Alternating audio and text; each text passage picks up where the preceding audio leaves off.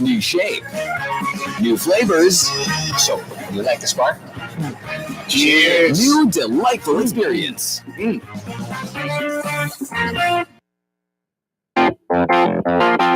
What I got full stock of thoughts and dreams and scared of, and I can't explain. You make my dreams come true. Enjoy great brew every day. Dunkin' Coffee only uses great beans to give you that great Dunkin' Coffee feeling. Discover Dunkin' Coffee today.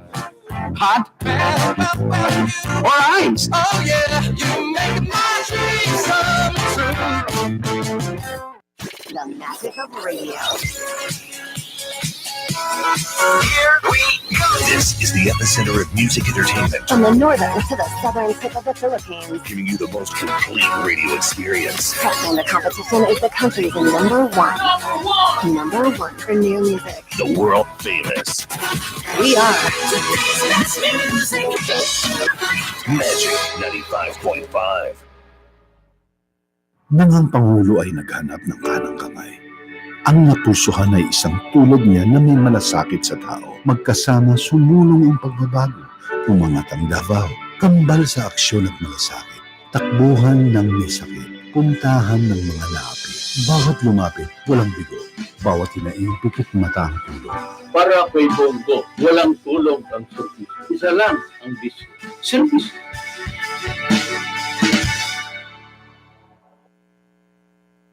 What can I give to make your day? Let me send some good vibes your way. Dunkin' Donuts, for every bite that fills the soul. Dunkin' Donuts, tender goodness that makes us whole. There's always more to love for the young and young at heart. It's where love starts. Dunkin' Donuts, pasalubong ng bayan. Cada día, lunes hasta sábado, te presentamos por ustedes la radio y televisión, el programa de Ciudad de Zamboanga. Este es Dateline Teleradyo. Taman junto con ustedes, mga veterano y respetado anunciador y comentarista, que hay guía el discusión del día, na mga asunto que tiene que hacer con la ciudad y el mga vivientes aquí. Este es Dateline Teleradyo. Aquí na GBPI TV11 y na 95.5 Magic FM. Todos team, aquí na Dateline Teleradyo. Buenas tardes, queridos vivientes de Zamboanga. Bienvenidos aquí en el programa de este Dateline Teleradio Afternoon Edition.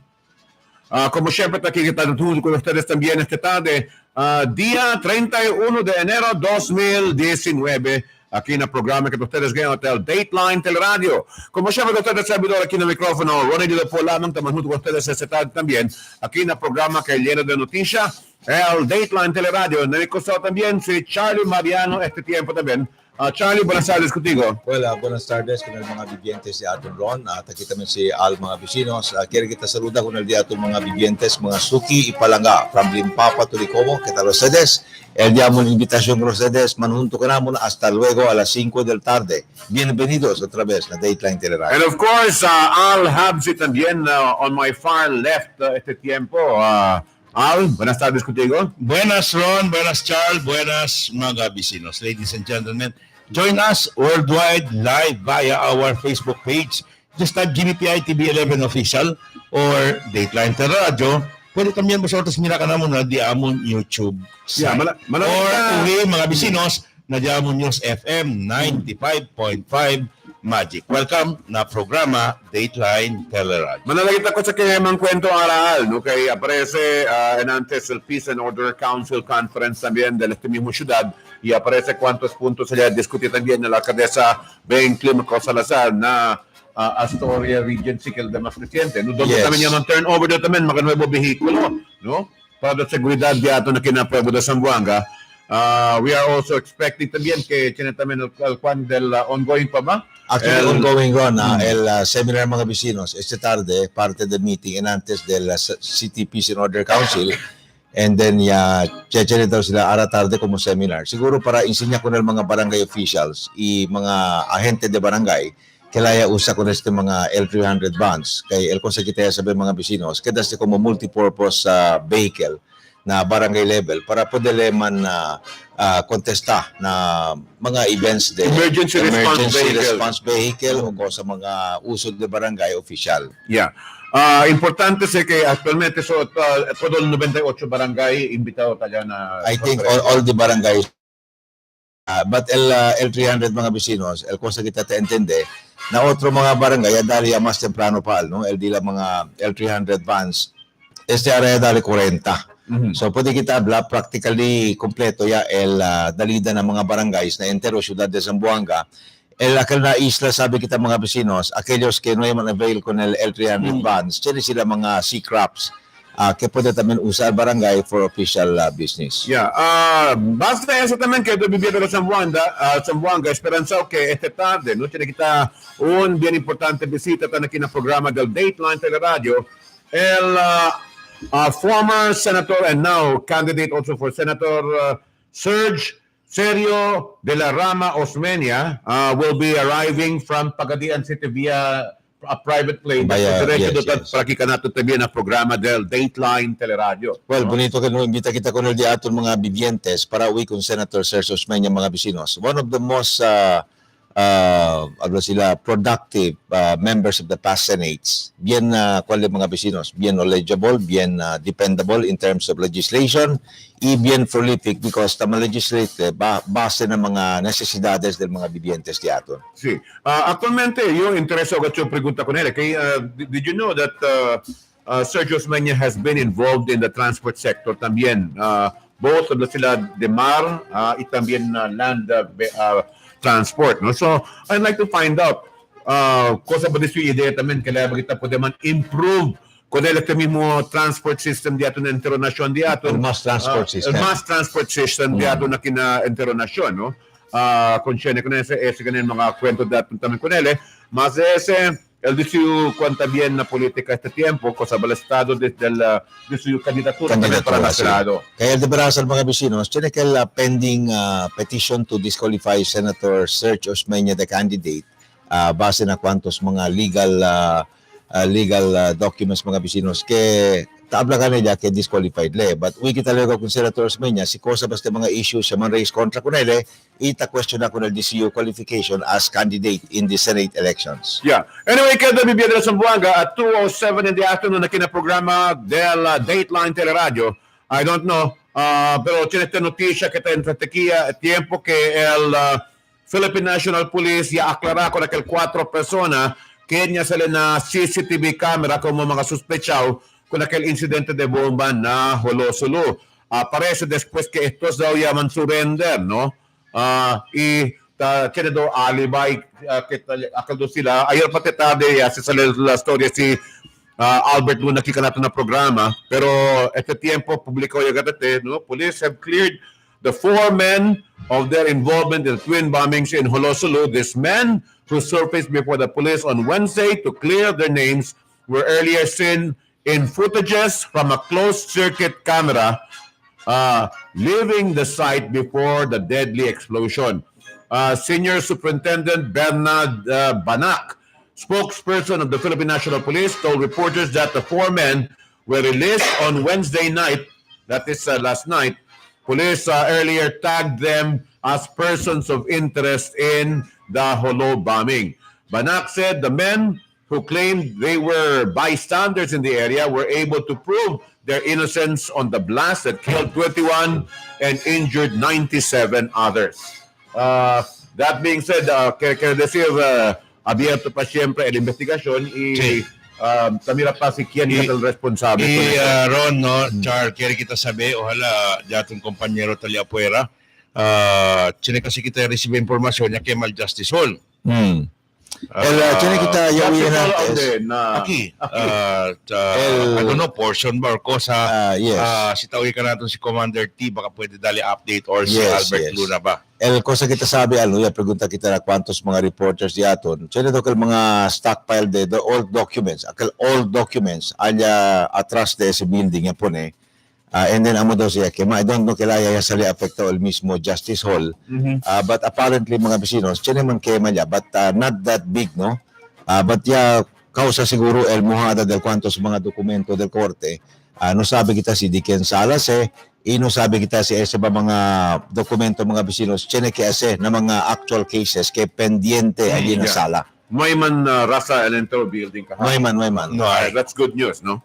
But anyway, kung cuidado kita kung electe mismo magkakawak de incendio este tiempo, kay kung bien fuerte calor del sol este tiempo también de secas, un santik lang pronto lang El tawiyoyer na kwento di Alpati di Philip, I think takituro no si Captain Sabala del Fire Department, alam diba? El kwento kita kay mga quemada a solas. No. Chinebe solo si bien seco del Sakati o bien seco del lugar mga bisinos, takadagat se prone to burning.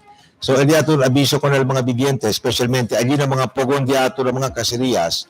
Si El Gasul, por ejemplo, será ustedes, será emblemente. No malang kita kumpya con el ken mga gente na kusina mga vecinos, aquel ba olvidon o baka ti olvidare, no hay será con el Gasul, kabaya sindile otra vez. Kasi ganit costumbre di aton chenegi mga driver kita man stockpile ba sila gasolina ng mga botelya.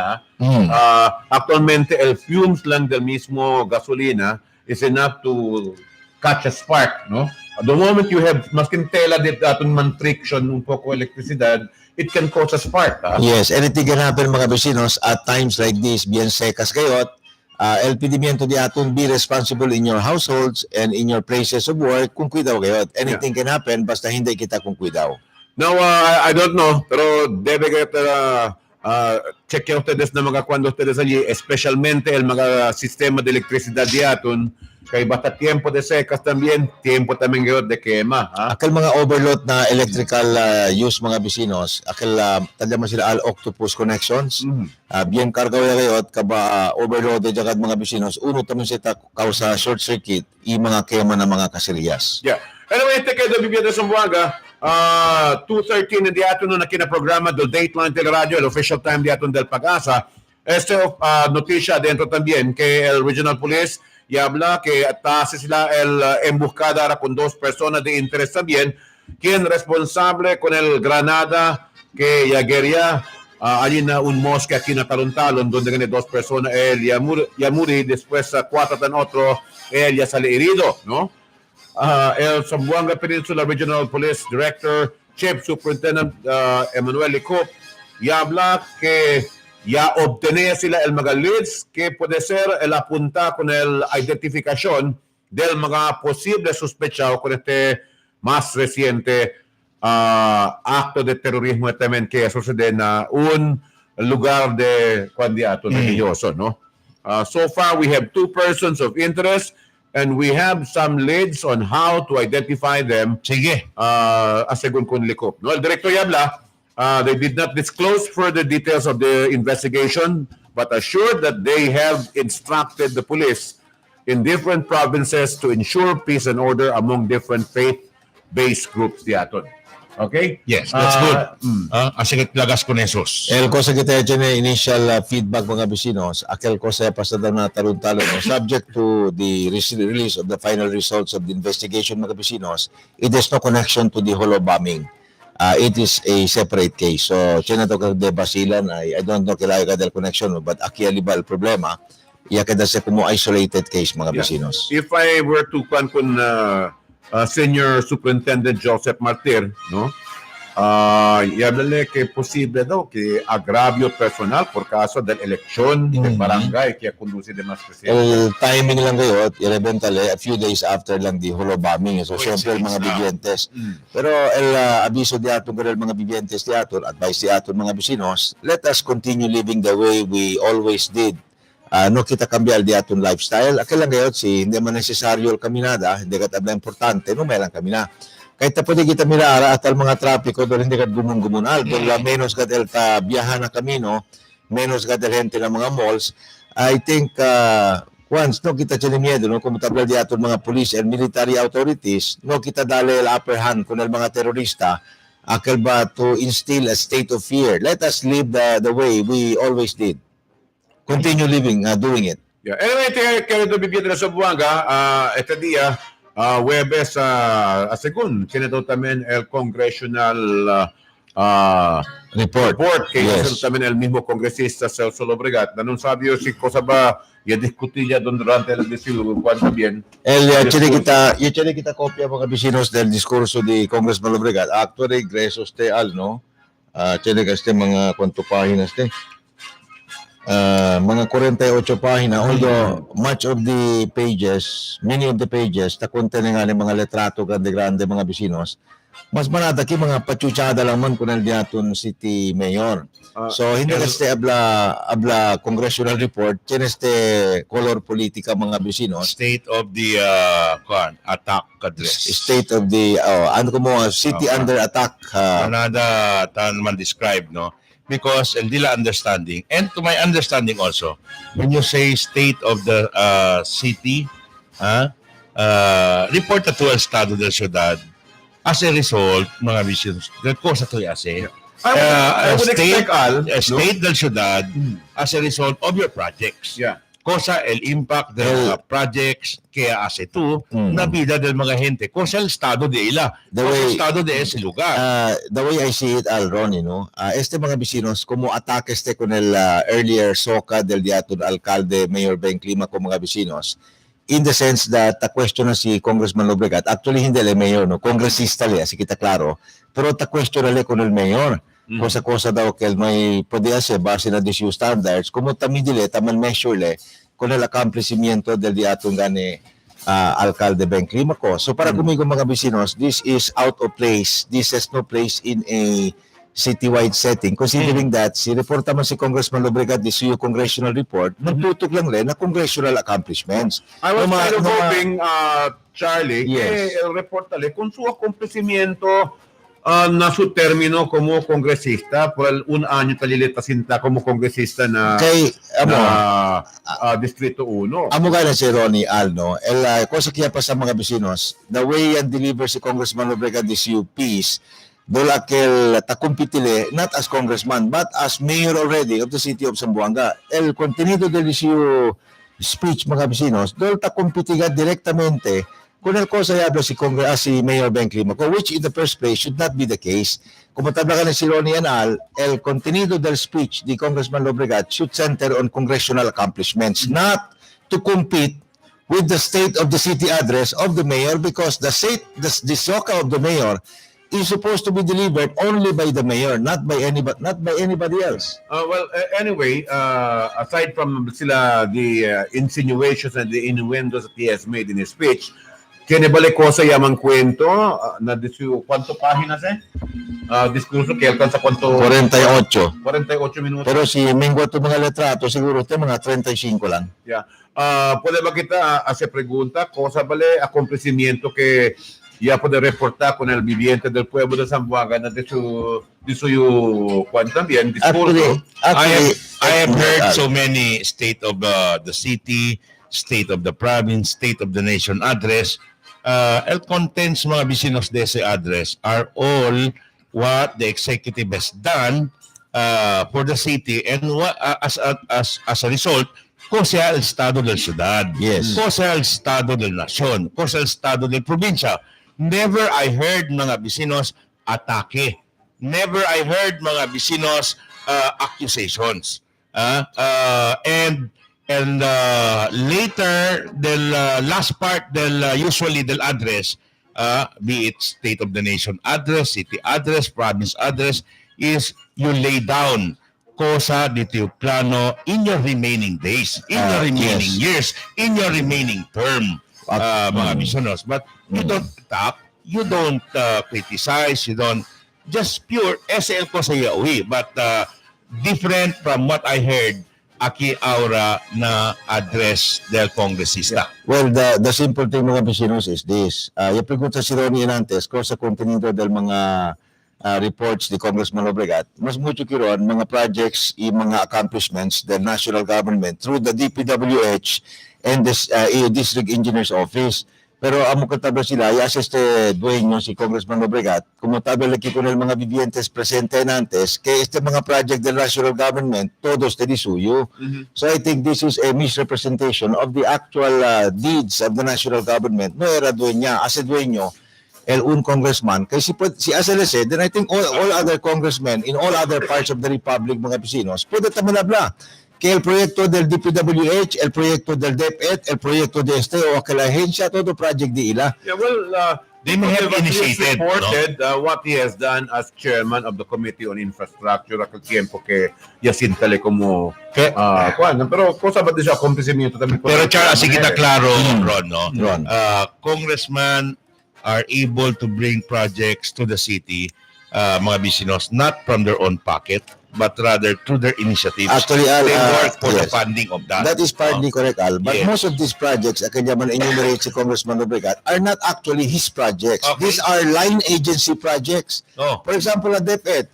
Cosa si Congressman Obregat sa mga bisinos, isabios because I was there for many years. Sa lista del mga accomplishments and projects del mga regional and national agencies, iabele that he was the one making it possible for these projects to be implemented in the city of Zamboanga. As I said earlier, this is total misrepresentation. Because sige lang to na influensya in a power del congressman, siyempre limitaw lang tayo sa numero del mga project. I did not hear of Congressman Dalipe claiming all the projects in his district as his own. Like what is being done by Congressman Obregat. Como tabayo, abelan ko ng mga bibientes. Cosa di suyo, cosa di Juan, cosa di Pedro, No kita sa dueño kung el todo mga proyekto makinhindi sa di aton. Yeah. And in his address, I heard accusations, although earlier articulated already, no? Like the Talisayan controversy. Well, tali lang siyempre mga bisinos sa akusasyon of overpriced, but mga bisinos, nothing has been proven yet because never it has consummated already as a Talisayan acquisition. Kuya Al, chinikyan text ka na to, no? He was there during the alternative soka of Congressman Obregat. Although soka man tayo man mga gente, choka daw, no? Kay matinta daw. Abele, un cosa lang daw liya observa niya. Tapay-kipay lang daw si Cong Obregat kun Mayor Beng. Well, Ang mga tabla kita mga bisinos, si reporta accomplishmento na Pueblo Soberano, there should be no complement of attacks, but rather just pure Report lang kayo. report as to what you have done, and as a result of what you have done, cosa el Estado del ciudad, what did it contribute to the lives of the people? Ang sila lang That's correct. That should be the case. I was looking forward que le puede darle mira el acontecimiento con ese build program del gobierno nacional de Aton y que él como un congresista ya puede ayudar para poder hacer más paspas este build program puede realizar aquí con la ciudad de Aton de Zamboanga. Your gentleman, espera que choy dinante, I was listening intently. Baka chenalya palabra si Congressman Celso. Ese mga Nebo Pipes ara del daton angko, yo se ase. Sabi ito mga vecinos, kung sa mga Texas di atong tabla, lleno daw ko del venue en antes na alya na soka di, gusto ba soka ba tampa soka di Congressman Obregat, lleno daw ko del vitamin I. I was also, kay siya mention na kayo, si Kong, alya na address ni Su, ya abaha el systems loss del water district because of my initiative. I don't know how to react mga bisinos. Amo sa tabla sila, Kuya Al, Ronnie, we are rich in vitamin I. Anyway, too much of vitamin I. And speaking, Ron, Charles of Water District, around Ratito, no less than the general manager of the Zamboanga Water District will be joining us. Yes. Akina programa mga bisinos, and let's take a look. Yes. And we'll take a look at the different programs of the Water District and the present situation. Intereso yung sabi ko ng Water District, ese ba mga schedules di ila, tapos ba kita impone ko na na appropriate ora gayot, considerando que tamandrasyon niya man kita, sabi man kita, we cannot get out of it, but at least give the people the proper this early I can say, Ron, one thing about the Water District. They have struggled to meet the requirements mga vecinos, the schedules, but I think on the whole they are very successful no in trying to meet the scheduled rationing in areas. Tamira kita poco lang ang reklamo del mga bigyentes. So this is a good Todo start. pregunta de vosotros, gentlemen, will be properly answered by no less than the General Manager del Zamboanga Water District, GM Chito Vasquez. Mga bisinos, nabirada del programa, de ustedes programa, everyone's program, mga bisinos, el Dateline Teleradyo. Pananakit ng Nasumaya na, daghan ang bibilib sa kaepektibo sa talan hot process oil. Going! Uy, aha plus na may talanong. Oh, salamat, bilis lunas ang taglay.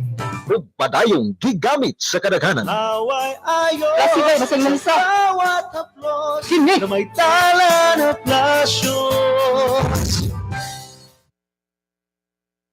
Yes, Paka Bryce. Saan tayo? May bagong bar. Let's go.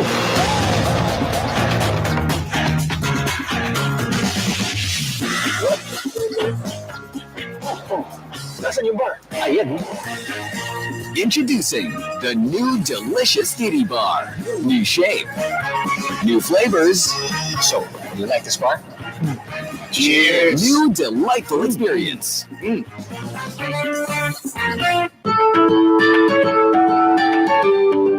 I love Budget Wise because the stocks are organized and complete. I love Budget Wise because of the free parking space. And I feel so relaxed and very secure while shopping for budget items. I love Budget Wise because it is convenient and affordable.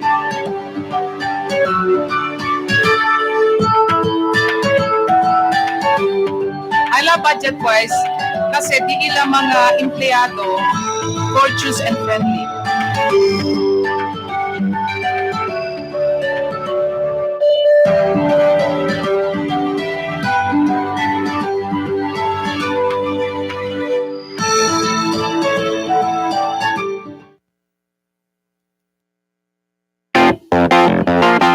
What I got full stock of thoughts and dreams that's scared of, and how can explain? You make my dreams come true. Enjoy great brew every day. Dunkin' Coffee only uses great beans to give you that great Dunkin' Coffee feeling. Discover Dunkin' Coffee today. Hot or iced. Oh yeah, you make my dreams come true. The magic of radio. Here we go. This is the epicenter of music entertainment, From the northern to the southern tip of the Philippines, giving you the most complete radio experience. cracking the competition is the country's number one. Number one for new music. The world famous We are Magic 95.5.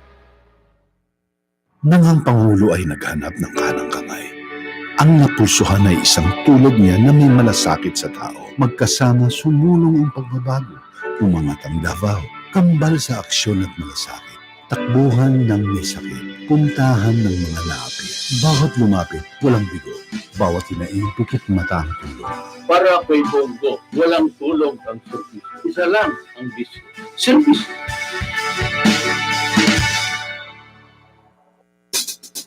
And now, the newest talk show in town.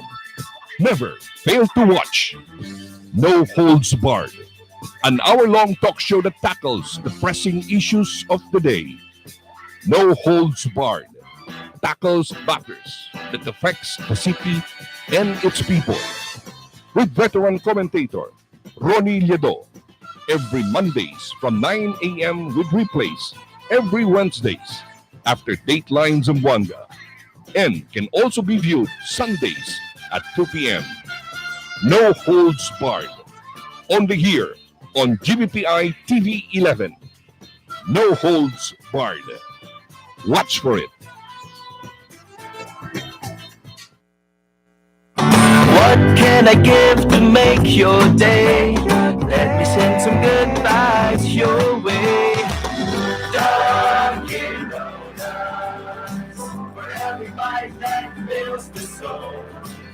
Dunkin' Donuts, tender goodness goodness that makes us whole. There's always more to love for the young and young at heart. It's where love starts. Dunkin' Donuts, pasalubong ng bayan. Cada día, lunes hasta sábado, te presenta por ustedes la radio y televisión, el programa de Ciudad de Zamboanga. Este es Dateline Teleradyo. Taman junto con ustedes, mga veterano y respetado anunciador y comentarista, que hay guía el discusión del día, na mga asunto que tiene que hacer con la ciudad y el mga vivientes aquí. Este es Dateline Teleradyo. Aquí na GBPI TV11 in 95.5 Magic FM. Todos team, aquí na Dateline Teleradyo. Awarded ang Pecha 7 Pirma. Sinos mirando kinaprograma Dateline Teleradyo alas 2:30 and this program and time is brought to you by Santon Plus Alright. Capsule kaya bibigyan sa Zamboanga. Kaya kita legal Santon Plus. Pero ang nakita ko na Sige. Water District kay para no kita demora tiempo. Actualmente, alega kita kitakia el del Water District para contestar también con las preguntas del viviente del pueblo de Zamboanga. Primera cosa, ya principia bagita el Introduction de Aton. Siguro mag-introduce na kita kanila. Sige yan. Okay, mga bisinos, live from the studio of GBPI TV11, no less than the General Manager ng Zamboanga Water District, Mr. Chito Vasquez, El Jefe del Engineering Department, si Marley De Fiesta, and Head del Planning, Corporate Planning, mga bisinos sa Zamboanga Water District, Michael Carbon, mga bisinos. Gentlemen and lady, welcome to Dateline Teleradyo. Okay, going back to my question, del cuando kita efektibo el principia el rasyon? After announcement of electrical postponement because of the rain, ya se kita Pecha 29. Ya empezar. Ya principia. Sí. 29, 28. 29 midnight, diaman, sir. Yeah, aquel ulan de otro día, de bakal bastante para kuan. Ya. ¿Cuántos días ya puede aguantar? Después, hindi pa todo kita implementa kita rasyon, hindi pa kita todo areas. Pero, hindi bastante. I see. But at what levels kuan dat agua na dami sa El tiyan? dama aras sa dia, mga 74.04. 04. The normal, 74.20. I see. Nakal dia, mga 74.08. Kaya kaya kita na. Ang sina, and we're still sharing from that amount of water, and share pa kita sa kunel prime water, di ba? Tiene poco, because sa prime water kami niya baha sila, debe 50 MLD, 50,000 cubic meters a day, yabaha sila rin ng mga 29? 28.6. 28, so. 0.6. Imposible, abaha pa kayo. Baha pa, kaya enero pa lang. So, el marzo. GM Chenical one time, niya pregunta si Al, but I will pursue this now. C'è daw na kontrata del Prime Water, pati del Water District, c'è stipulated volume de agua che deve sila dare, no? 50. Cosa c'è ba mandatory requirement? C'è penal provisions if they fail to reach that level? Or cosa mga provisions che pwede man apply na? Provision, hindi sila pwede dale 50, c'è siya penalty kaya ma. So, whatever volume no pwede dale, c'è penalty. I see. No, kaya siya ahora, kay kumprometa, si tiene penalty clause galese, si no puede sila dale el agua kanaton, después kita pagalit pa dale agua kanila este tiempo también. Sort the agua kanaton pa Hindi ba? Kita takumpra kanila, no? Takumpra kita kanila, so di ato niya kanila agua. So si falta dila agua, el pasunanca, cosa kami hace, ayuda kami para ella, del pasunanca. It's a management del habla to el sources del agua dito yun. Antina. Pero kung sa mga stipulated provisions sa kontrata que pwede man apply, if in case they fail to produce the maximum. For example, habla to 50, después dale lang to como ahora 30. So, tiene to ahora el 20, por el 20 y deficit. Sí, deficit. Tiene se certain amount, nakita kami na payment kanila as penalty. And you are doing it, sir? Yes, of course. That's part of the contract. All right, for our viewers to appreciate el día to discussion, GM, no? All right, earlier, when that Prime Water was courting the support of the public, was courting the support of Water District, all right, what we used to hear is this is the solution. And there will never be a problem as far as water is concerned. Would you mind explaining to our viewers as to why is it happening now? Why is Prime Water experiencing water crisis also, because the understanding of the people is this is the solution. Therefore, no hay problema na agua. But yet, we're talking here of non-compliance of the 50 cubic meter. A long-term solution yan is really the impounding dam. No? Correct. Way back 1996, el World Bank que debe for a sustainable water supply for Zamboanga City, debe nga vosotros construir uno impounding facility. So that was 1996. Way back 2008, cuando yung public hearing ita for the tariff adjustment, ya presenta sa Water District 2008, uno planta na West Coast, uno planta na East Coast. And this is aquel kali. Sino itong agua na Rio, including Abatol Prime, kaya ka to siyempre abahad ito production, kaya to siyempre el rationing. El bueno lang nga kung el efecto del rationing is not as much as that of 2016 or 1997, 1998. Kaya El Nino na pa man set in that form, sir? No? Set in. El Nino watch pa lang kita. Pero sa Zamboanga, el pronouncement del BPI, article www Foundation Worldwide something el talakan you can download it na website. Kita abla, el Zamboanga will be hardest hit. Yes. El Pag-asa pati el USA tapat Zamboanga City Water District will be el Zamboanga City will be hardest hit. Bakal Water District lang. Zamboanga City. Sir Chenio, pregunta no. You mentioned earlier about the impounding dam concept, el plano gani, and I think Chenia 70 million plus for feasibility study. Maybe manbidya sila kuno siya. El di mo pregunta is this: if that dam is fully realized, well and good. But the question is, hindi pa siya asiguraw. In the meantime, that we are waiting for the realization, in fact, the initial stage pala of this impounding dam, are you not considering other possibilities? Just in case, hindi porsigil dam, siya kita mga infrastructures in place. Maybe in the East Coast. Si Marley.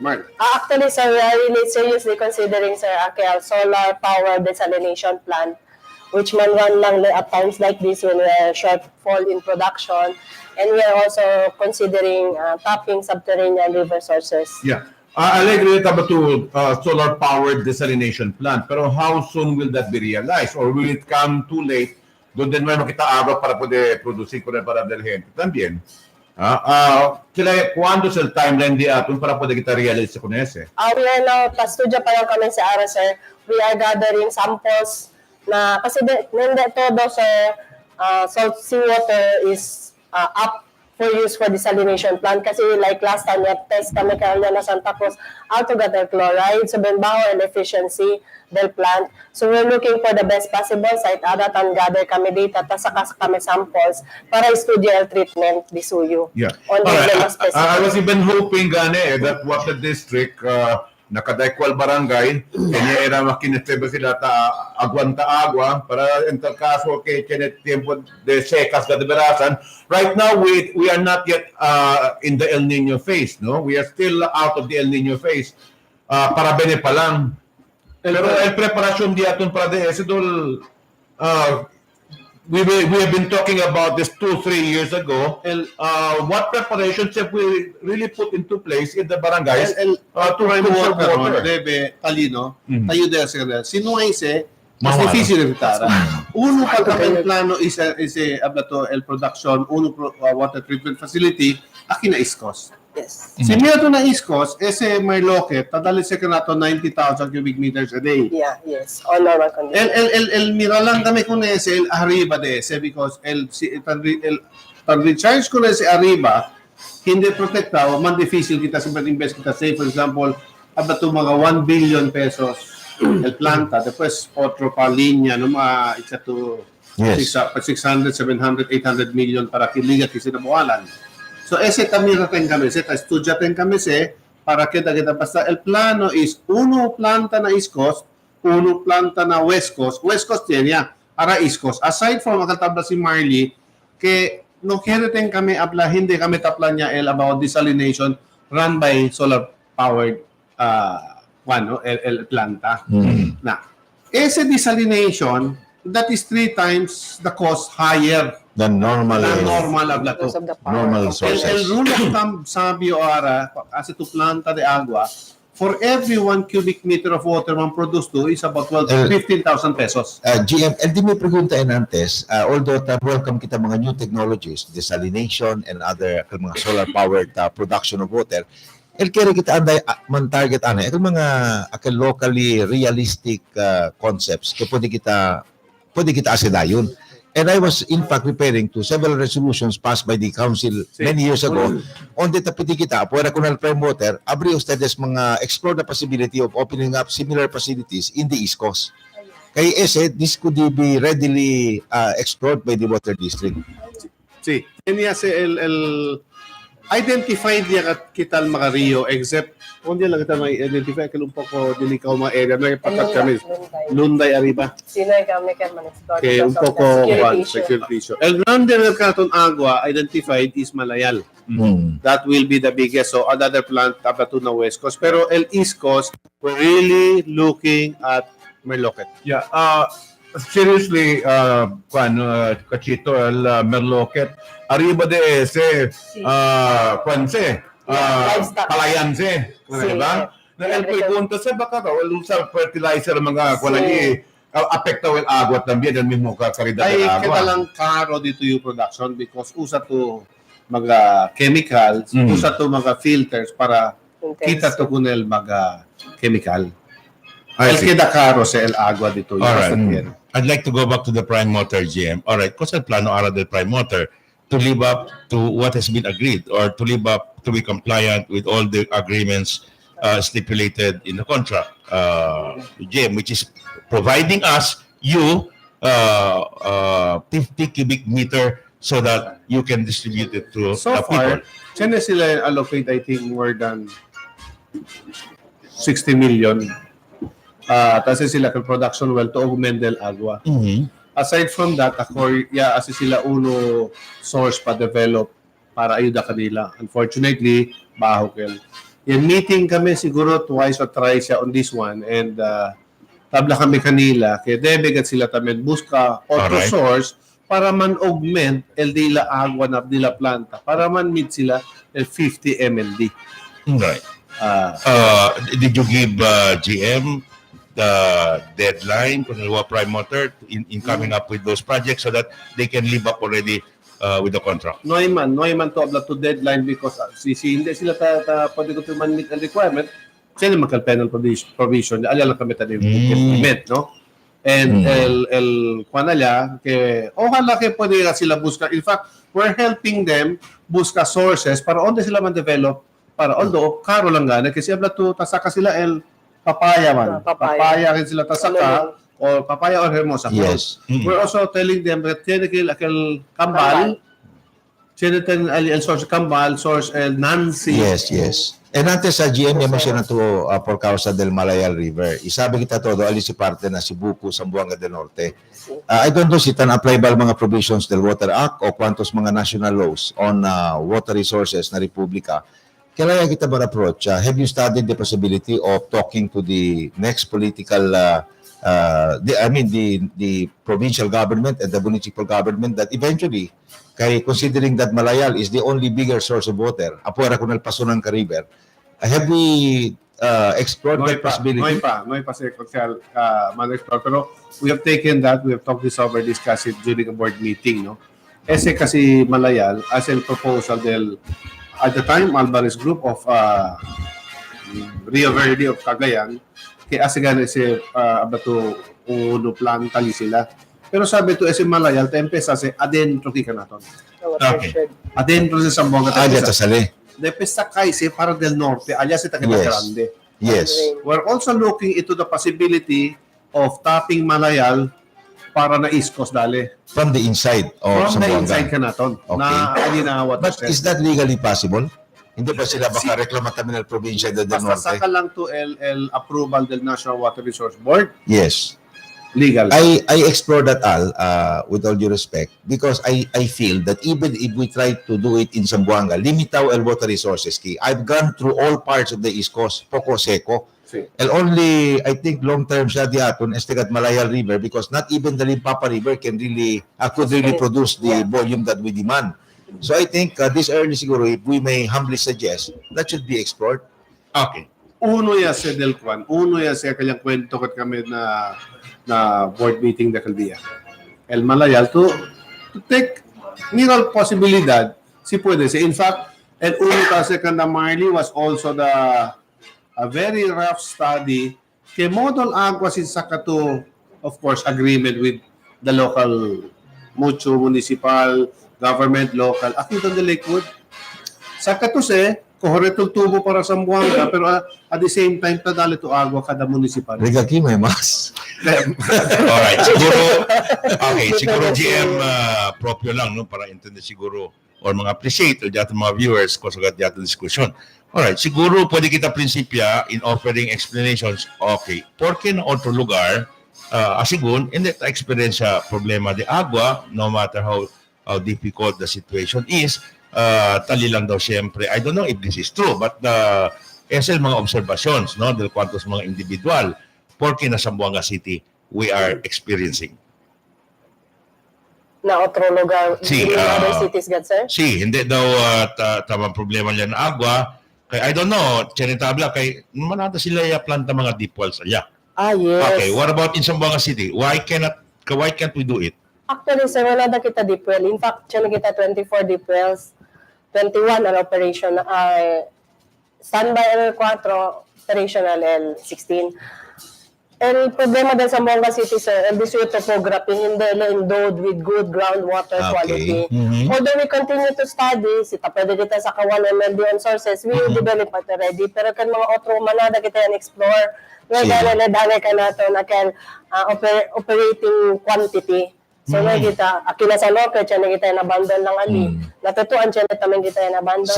Asit tumamhunto-hunto con el output del todo mga deep wells, on the grande pati el prime water. El prime pa, syempre. Grande pa, syempre. Quiere decir, el deep well dito yun, tayo lang sila alto siguro is 6-7 MLD. So maybe that's a good lesson for us to stop drilling more wells, because in the first place, hindi le long term, hindi le economical, because dyan kita tawi report, sir, yaman drill daw deep well, kabanoy sa agwa bueno. El deep well Manada daw. is never the answer. Naligot yung Davao. El Davao, mucho ko sila wells. Mucho sila agwa. Yeah, okay. Bueno ko el klase agwa nila, bueno ko el yield del well. Hindi sila accepta well, hindi mga 800 GPM, gallons per minute. Kita at 250 gallons per minute, open arms siya kita ko lang. Sige, buhay kasi para ka nato. Pero that should never be the answer, Miracle Davao. Because when mucho ko sila wells na dumoy, el power nila, 10 sa 30 million a month. So yan join sila, yan join venture sila, I think with Avoitis, kaya pone sila planta o 300 MLD na una serve. Alya sila ginda. Kaya tapensas, they also believe that lesser power cost, mas bueno kal gravity lang sila, like Zamboanga. And did we stop already, GM, Ma'am Marley? Did we stop already searching for places where we can put up on the Chiniagua and then put up deep well? Continue lang siyempre kita sa. In fact, siya na kami mga identified locations. Okay. Lalong sunod, na mga area daw, baka with that pressure, pang-augment lang. Pati deep well is not really for continuous use, dapat standby lang. If we have good surface, we use that for standby. Baka you forgot to tap Vice Mayor. Kaya sabi ko, ka on del agua, kaya usahin mo disyon siya na siya. Yan election period, so pwede pa election. Pwede pa. Janiki sir text, no, we'll try to accommodate Tres Bilog, sir, no manada actually, no, but they're the anay tres. Good PM, sirs. Please, aki parte na kalarian 36 IB. Last year, pa este leaking, maskin tamiraya lang tan reading daw na kontador, no ay daw gadre keber. Pasada lang ste del mga gente, sayang gayot el agua. Please follow up. Sige, sir. Good afternoon, TB11, regarding the higher rate of water bill, of CCWD, considering that all communities are consuming water only for washing and instead buying mineral water for drinking. Can CCWD lessen or roll back the rate of the bill or the price of the water? Our water rates is Zamboanga City Water District water still safe for drinking? Of course. Pwede ba daw man rollback on el rate? El rollback, so difícil que, number one, hindi na nga nag-set at present economic times. Siya ba itong minimum of 185 hours? Pero no hay también ser plano para man aumenta con el water rate yata. Tiene kami as computation because should have been 2016 pa debe. Pero Yes. kami lang kami pwede pa anay.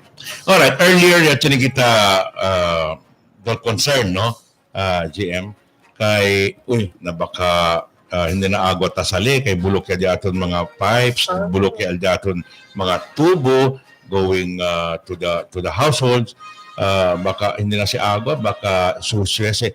How is it? Has that been fixed? Has that been addressed? Portion. Actually, portion sir, chene kita ya cambia. Okay. From intersection alina kami para na pueblo. Akil data nem si klima ko project. Antes na Don Pablo ya cambia tamen kita. Pero chene pakita ongoing na procurement el mainline replacement program de aton. Alright, guando ka si Sir Mike, guando ka si pwede man realize wherein, alright, this is it. You don't have to worry kay talya, todo ya. In place ya, todo projects, sige-sige el de aton agua. Yes, Sir Aldo, buenas tardes. Sir Charlie, buenas. Kung mga listeners na TV, na listeners na radio. So, gano'n, no, por mayor parte de 2-3 anyo, sinasi kita mainline replacement program. Now, sabi naman ito ng gobyerno at mga proyekto ni City kita mabidding. So, kwanto beses siya yan bid. Previously, back chairman, URL back chairman. So, late for the past 2 years tan BJS na pero sabi man to stringent requirements the bidding. Now, ara tamen, last November lang, yan bidding tamen si kita. Cuando es 98 million concerning 29 locations within the city proper. Kaya sabi man kita, mga linya de ato alina city proper, kukukwanya, physically challenged yun. So, yung bidding si kita del November. Now, unfortunately, no ay gani si Kenya participa. But, why is that so? Amo to may kay chemek mga local bidder abuya sila na pre-bid conference. So feedback kami to receive kay with the imposition and train law and cost per items subiya. So mandatamen ko namon si GM ko na implementing unit ay studio gat implemente baka nisita kami man-adjust and approve budget for the contract which taas ara el daton mga inyero. Should that be a concern? Should that be a problem, GM? No takers of your projects? Hindi man tamen kaya sabi to I think with 100 million project maskin Cebu or Manila contractors interesado yun. Kailangan ito bilang ko. El Agua daily tasa kita samples daily kasi all over at the end. And safe kasi at di ba kasi na di atong laboratory daily kita ta-check ya kuno ese and tausa kita chlorine so far el report di atong bonamente kasi. GM chani un pregunta pero dos elementos teta contiene. Uno, manaday kita mga all-time employees na water district. Uno ya si Sir Daddy no kay Sir Kem retire. Sabi nila mga pasada del mga pipelines. Kusal solusyon diaton eventually if akal mga old guards na water district man retire ya. And then bien dol akal ba sa magumun gat sa el pipeline diaton abajo del chera. El ser premier question di minyo. Kelaya sige na paso di ila el mga nuevo empleyado. Segundo li, tamila man to ara el segundo elemento tamila kita ara todo dia makinuevo lang yung sementa un mes, 2 meses o un semana pa lang. Tagrebata otra vez el water district because of leaking and other problems. El question de mío, no ba ustedes mira el posibilidad, mobi con ese man repipe, hace otra vez pipe laying system nuevo, igual na Taguig, igual na Metro Manila, onde hindi na ta-offende con el camino, el mga tagrebata once sila mga leaking. Pone ko na sila otro lugar, meaning akal mga areas reserved for utilities. Can that be done by the water district? The second question na nagutiyo man refer you any of the two lands. Yes. And Ansina sir, we have already talked that with DPWH kay Ancina sir, man-provide sila utility space na water district para we will not, ni kami offend the LDLA kami no. Also, tiyan kami tamen proposal kanila, hope they will agree. Kaya kanila di amon mga critical area, we will expose our pipeline so that everything will be transparent, makita, easy to repair and easy to monitor if there are pilferages. That is allowed. Man-expose to mga tubo. We are coordinating with the DPWH for them to allow. To add, no, part of the program del Zamboanga City Water District is the replacement del old lines. Nisita kita sa man-replace para mobetin kita, even really old, pero nisita to mobile linya kita, next pala kami, no? Manlea to nuevo. Okay? Manlea to otro. Hindi na medyo, sir, no? Kaya el road, sabi yo, I think 1 year, sir, warranty no pwede to mete. Kay mila to, sir, si Chene mga puni kita 2,000 kasa din ako tao, akita men mga 2,000. Just imagine, no? Pune lang to kada 10 kasa un connection lang. Kay un tubo lang tanda para kanila. Pensa lang to el numero de mga grepatada di once Chene leaking. Por eso, el CLC na mutual kasa, punya kami linya na otolaw. Or, kosa kami tasi, tiene se habla tutan drill to across the street el equipo or push on. Pone to sa tubo pusherly, without breaking el road, tepe pone to liya el tubo, like what we did Aquina Nunez, para hindi to kebra. You have that capability? Sí. Pero hindi na longer span gayon, sir. El long-term solution is to lay another line across. Saka to? Yes. Na otolaw. Going back to your first question, akal mga old-timers, siguro mga 50 lang alitali, mas, mga nuevo, muchi sila, mga joven estos. Okay.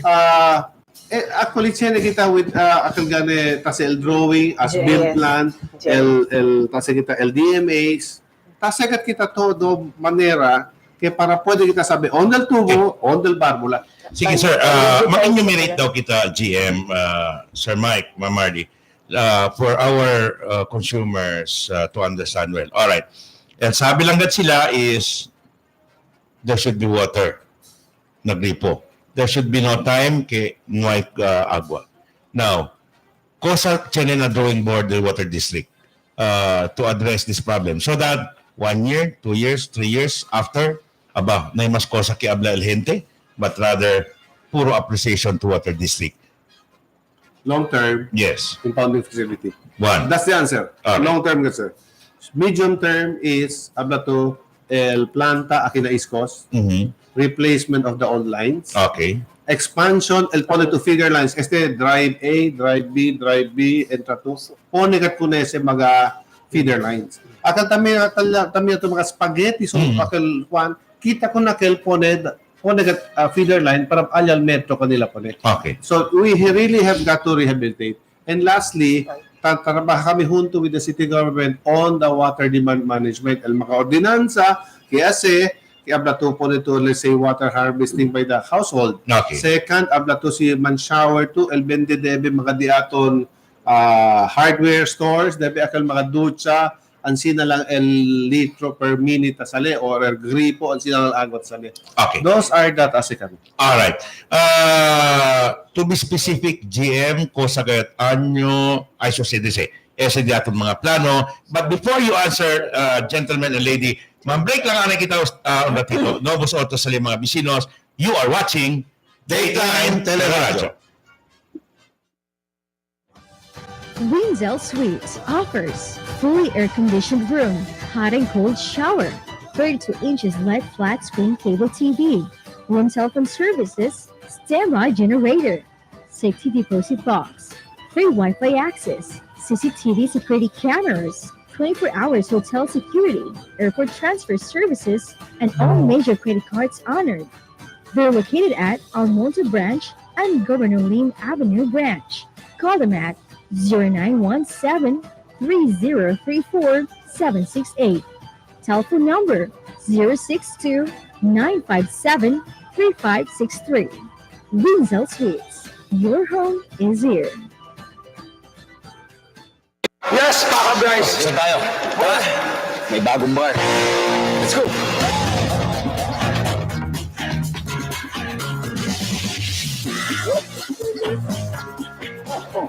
Nasaan yung bar? Ayan. Introducing the new delicious Titty Bar. New shape, new flavors. So, you like this bar? Cheers! New delightful experience.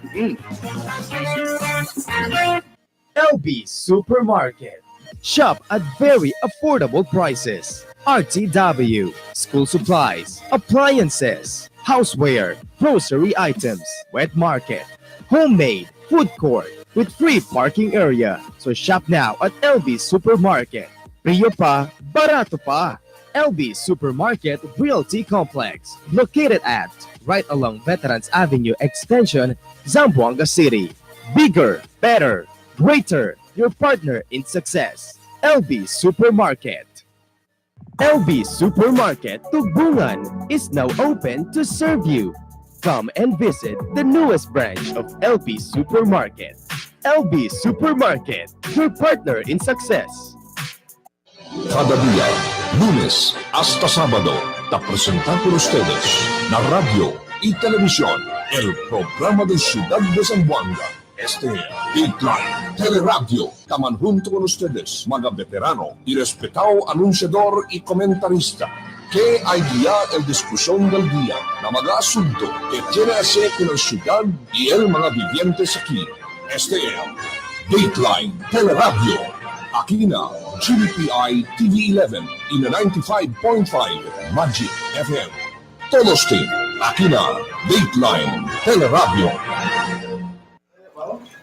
Well, mga bisinos, mirando kina Dateline Teleradyo, junto pa siyempre kita ko na di atong mga valued guests, kita ki presente aura, si GM Chito Vasquez del Zamboanga City Water District, si Engineer Marley De Fiesta, Chief of Engineering Division, pati el Chief del Planning, si Sir Michael Carbon.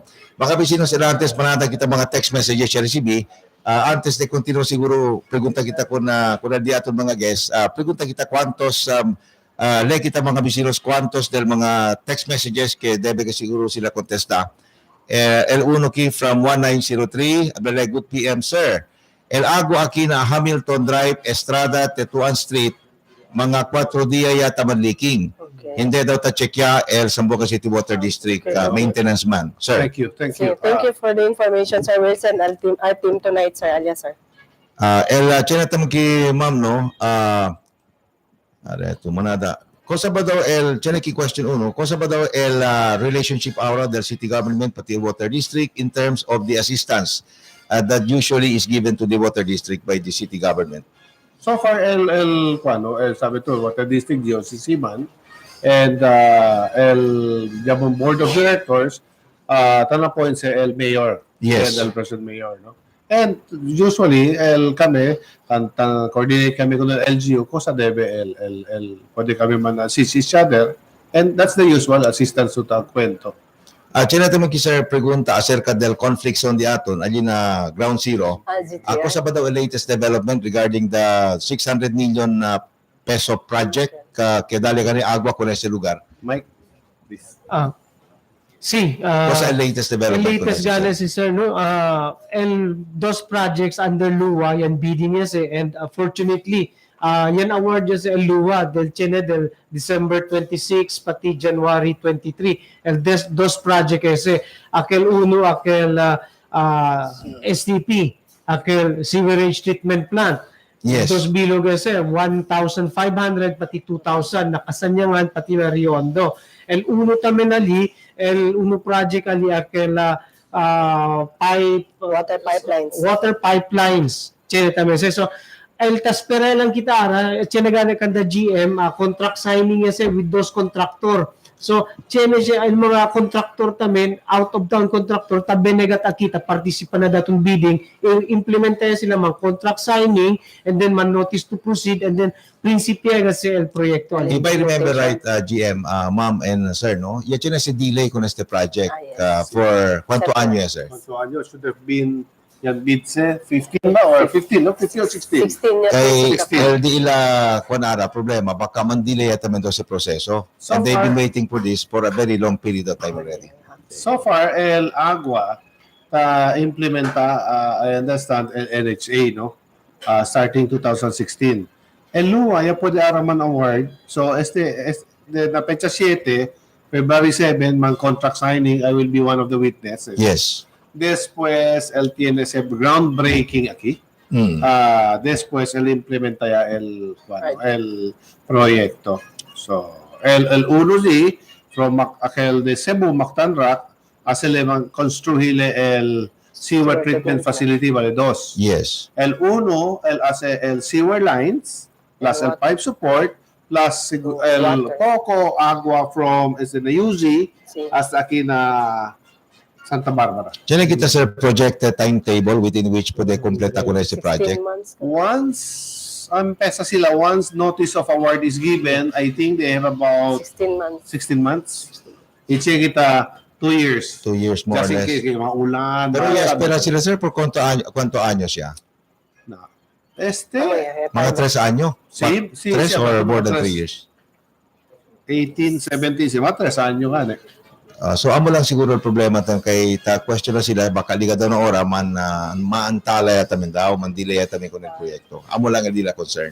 Yeah, kami man ni as mga drawings asina no mga program of works ta-coordinate kami kun luwa para ken mga contractor bene man seki ayuda kami para implementar sa bonamente. GM Cherokee from 7693. This is relevant to our discussion. Good PM sir.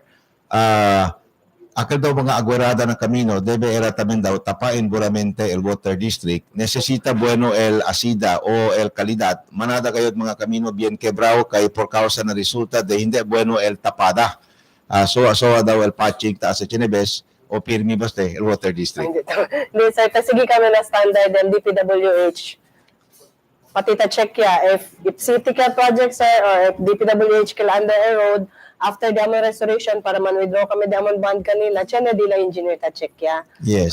Now anyway, yes sir. Chana sa bond tanado na city tanado na DPWH. Después ese del deposit se para hacer todo el trabajo de todo. Yes. Tabato el man asset sila de la gente check kasi si pasa o se pwede kami man withdrawal bond. GM, in the face of the El Nino phenomenon, mucho mga vivientes yaton ta pregunta, ¿qué tal ba daw el financial state or situation del water district? Kay necesita pa ba daw el water firm kada vez ni grande project, presta pa na banko or tiya ustedes el kapasidad para man undertake on your own kung cuantos mga priorities na infrastructure? Siya ba to grande projects mga 1 billion? No ay kita sa sen, no? Pero siya ba to advance para certain projects, hundreds of millions, tapos del water district.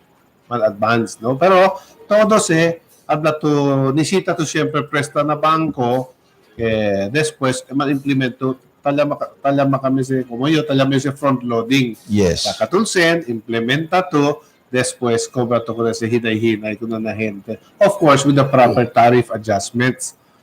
Pero siya ba to financial state ng Zamboanga City, bien financially capable of the water district. Okay, in line with the question, sir, no, dyan un text from 3766. Although earlier I did not want to read this, but pregunta liki, is it true that the Zamboanga City Water District will be privatized?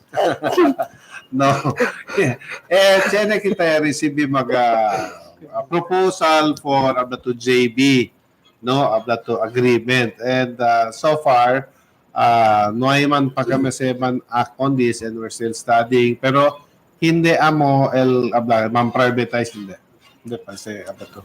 Mira kami dila proposal man kwento siya, tapos siyempre with consultation with the proper higher authorities also, mira siya ba to man privatize nila.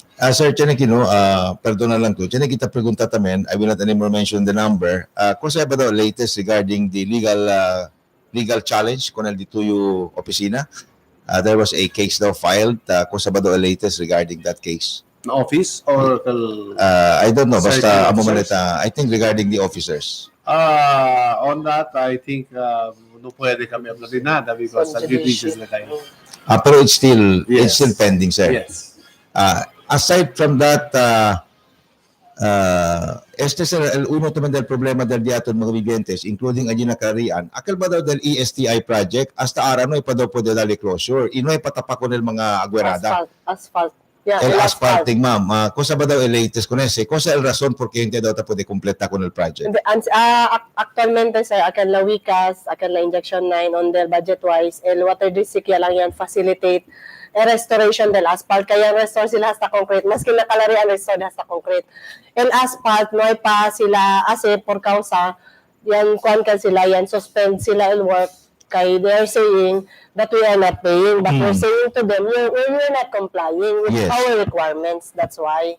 Ang sinakal, sir. Rest assured, el water district will see to it. Pero chine ustedes mga timelines within which mga projected periods baka pwede completa con ese proyecto, sir. Kay el miedo del mga viviente, especially de San Jose Gusu, baka una pa daw ka ba el 4-lane rehabilitation del camino contra con el completion del project del water ESTI. One man kanya kami kung ese. Yes, sir. Kaya chine na kami schedule to walk through the accomplishment. Kaya alam mo kami chine deviation na diamond assessment, Yes. pati na bila claim. Anyway, yes, sir. El walkthrough kaya this year, we will measure and measure kung sa patunoy ase, kung sa tuyo pagaya, ese to debe ase. Yes. Parte el punch list. Yeah. Yes, sir. Yes, sir. We will be doing that this first week of February. Anyway, sir, it's been a long time since yaman guesto kina programa del Dateline Teleradyo, sir. Manadagad mga bibientes, kere ke tuga deklaran from the horse's mouth, so to speak.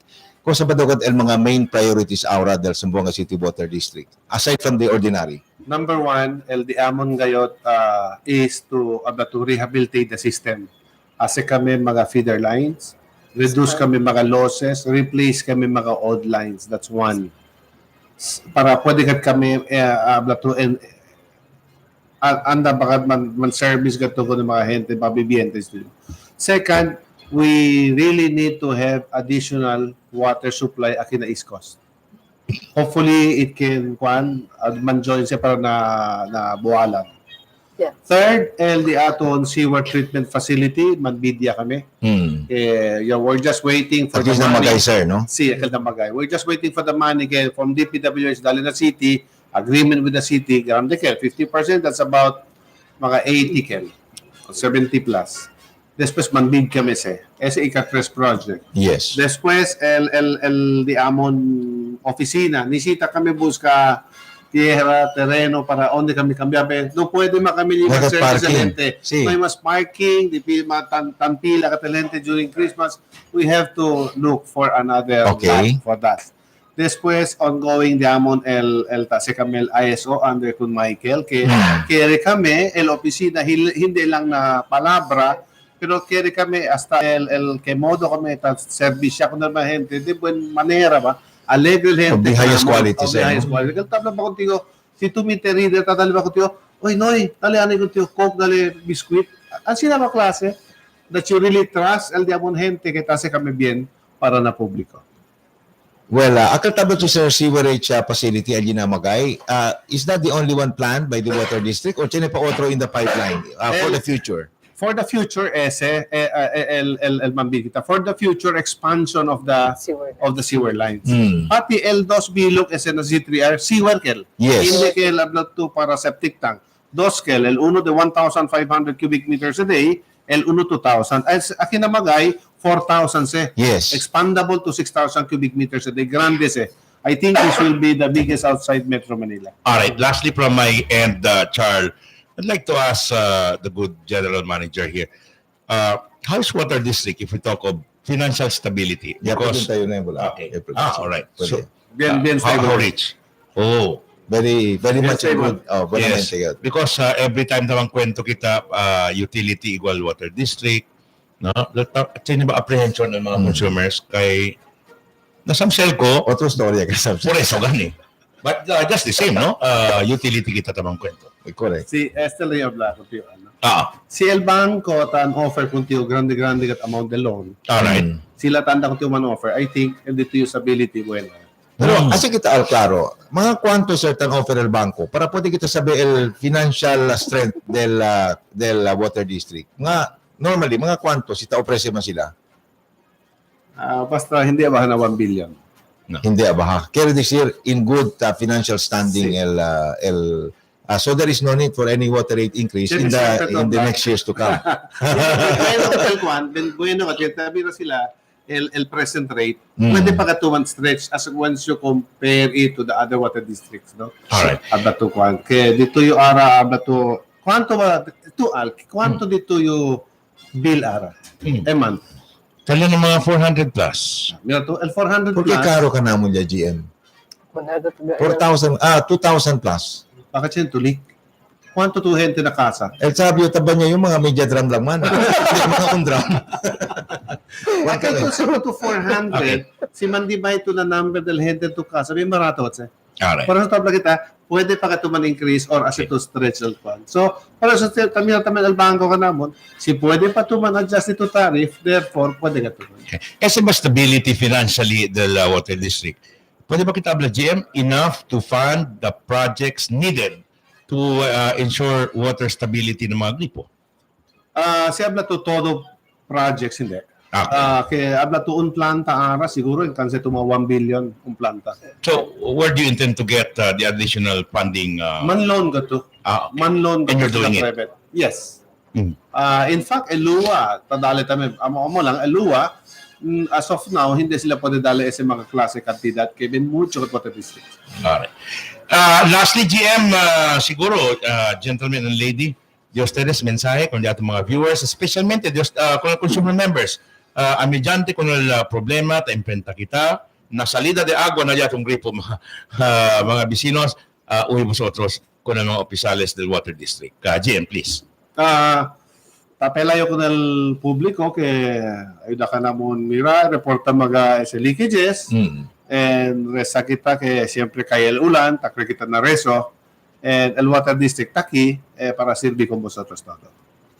Ma'am Marley. From my end, man-remind na kita ng mga consumers, man-practice gat water reuse. Like, akel si tabanya, lalo ng mga largo peno, na baldo, akel yung nagwa, para pwede pa kayo sa na-toilet. So, man-practice gat kita wise use of water and proper storage para hindi kita victim ng mga waterborne diseases. Okay lang. Sir Mike? Sí, amugane, no? Por parte del Diamond Creyas talama sila, kami para ng mga updates kay takyaman kita na sitwasyon rationing, so taapela lang kami na to keep posted na damon siya na kami ng website, na FB page, na mga radyo, na TV11, so just keep updated of the schedule para dali kita abiso gat ng mga bibientes para pwede gat man-anticipate el sino ay agua, si tiene agua para hindi na sila konsumenyo. Okay, ako lang kami fantastic. With that, GM Chito Vasquez, Ma'am Marley de Fiesta, Sir Mike Carbon, thank you so much na time na dali vosotros ka namon kina Dateline Teleradyo para aklara cuantos asunto acerca del Water District, agua specifically, mga bisinos, el problema que enfrenta kita right now. Thank you so much again, gentlemen and lady. Mga bisinos, alilang vosotros, ay bira po otra vez el programa del ciudad, everyone's program, everybody's program, Dateline Teleradyo. Pananakit ng Nasuriya na, daghan ang bibilib sa kaepektibo sa talan hap-rasus oil. Going! Agoy, ang haplas! Haplas na betala no. Oh, salamat, Pilis Lunas, ang taglay. Ug padayong gigamit sa kadaghanan. Away ayos. Lasibay, basag manisa. Bawat haplos. Kini. Na may tala na plasyos. Yes, Paka-Bryce! Saan tayo? May bagong bar. Let's go!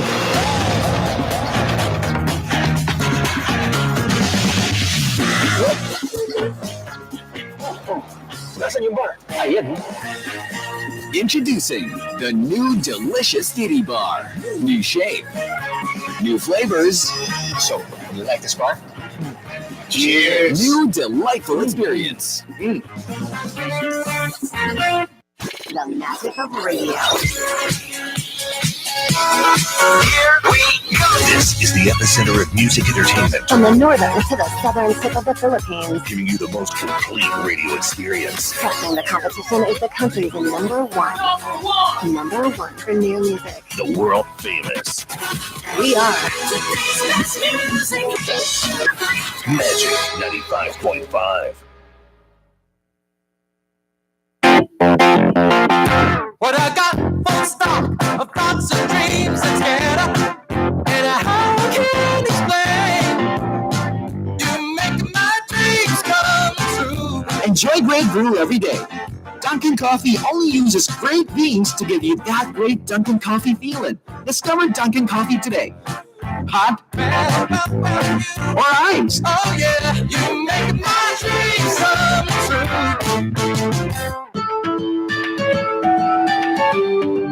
I love Budget Wise because the stocks are organized and complete.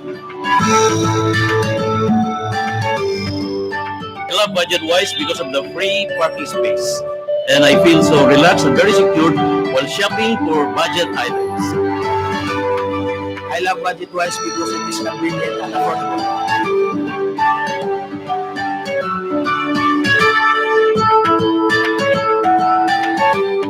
I love Budget Wise kasi di ilang mga empleyado courteous and friendly.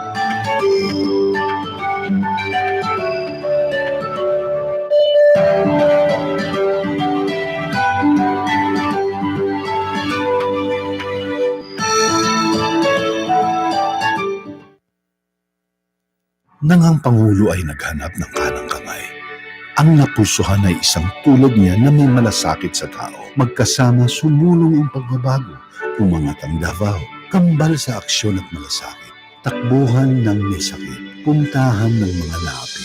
Bawat lumapit, walang bigo. Bawat hinaing, pikit mata ang tulong.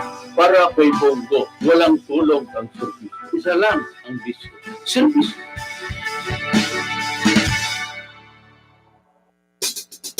And now, the newest talk show in town. Never fail to watch. No Holds Barred. An hour-long talk show that tackles the pressing issues of the day. No Holds Barred tackles matters that affects the city and its people. With veteran commentator Ronnie Liedo. Every Mondays from 9 a.m. with replays every Wednesdays after Dateline Zamboanga, and can also be viewed Sundays at 2 p.m. No Holds Barred. Only here on GBPI TV 11. No Holds Barred. Watch for it. What can I give to make your day? Let me send some good vibes your way. Dunkin' Donuts, for every bite that fills the soul. Dunkin' Donuts, tender goodness that makes us whole. There's always more to love for the young and young at heart. It's where love starts. Dunkin' Donuts, pasalubong ng bayan. Cada día, lunes hasta sábado, te presentamos con ustedes la radio y televisión, el programa de Ciudad de Zamboanga.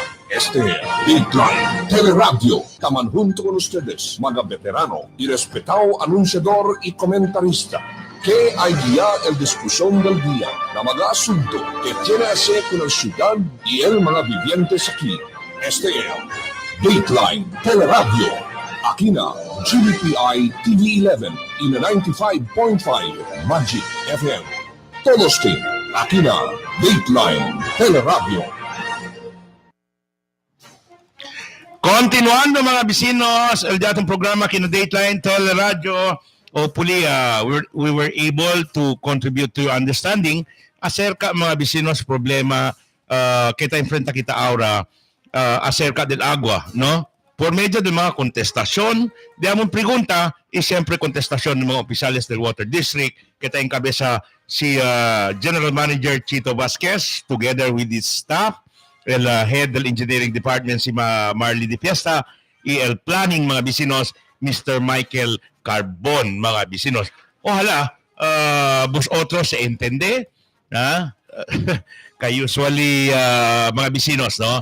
No matter what explanation tamang offer si el gente cosa seo tasupli gayot na tasintigat dolor na problema I don't think it matters mga bisinos no igual lang si kuno samselko at the height ya imprenta kita problema de blackout at the height ya imprenta problema el cooperativa mismo acerca ang mga akusasyon de robo, akusasyon mga bisinos de anomalía, no amount of explanation siya.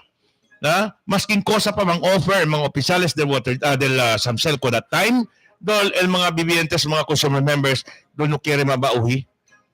No quiere mauhi. Por eso tabla kami mga bisinos, ojalá vosotros ya entende y ta acepta mga bisinos el explanation del mga opisales del Water District aquí kanato na Dateline Teleradyo. Alright, this afternoon mga bisinos, tiene kita bisita live from the studio, mga bisinos, uno del mga famoso figure, national mga bisinos, fighter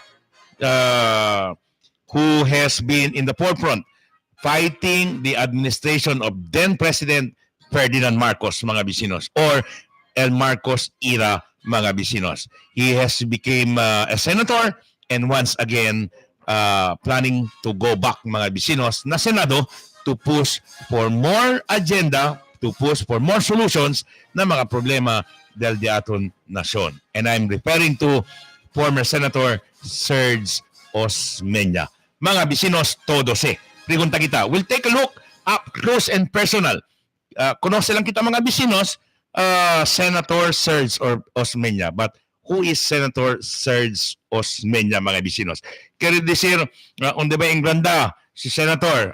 Konoce kita mga bisinos. That's how we entertain mga kandidato aki kanamon na Dateline Teleradyo. Not just pure questions on what can you do, what have you done, but we will take a look, mga bisinos, up close and personal. Onde ba yan na si Senator Serge, no? Kusabali akaba. Alright. Diba? Sa mga ansina, kwanto anak balitsin alright. Siyempre mga bisinos, he has been there in the Senate and now planning back I'm planning to go back. So what pushed him to decide to go back?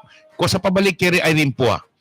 And that time, mga bisinos, when he was there in the Senate, the upper chamber of our Congress, mga bisinos, kusa ba mga pieces of legislation kaya pwede rin po in response or in answer to the problems besetting our nation, mga bisinos. Siyempre, LDC yung mga agenda, we will talk one by one with Senator Serge Osmeña.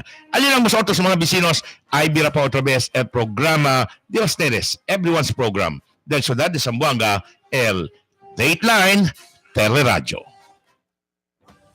Windsell Suites offers fully air-conditioned room, hot and cold shower, 32 inches LED flat screen cable TV, room telephone services, standby generator, safety deposit box, free Wi-Fi access, CCTV security cameras, 24 hours hotel security, airport transfer services, and all major credit cards honored. They're located at Almonte Branch and Governor Lim Avenue Branch. Call them at 0917-3034-768. Telephone number 062-957-3563. Windsell Suites. Your home is here. Yes, Paka Bryce! Saan tayo? May bagong bar. Let's go!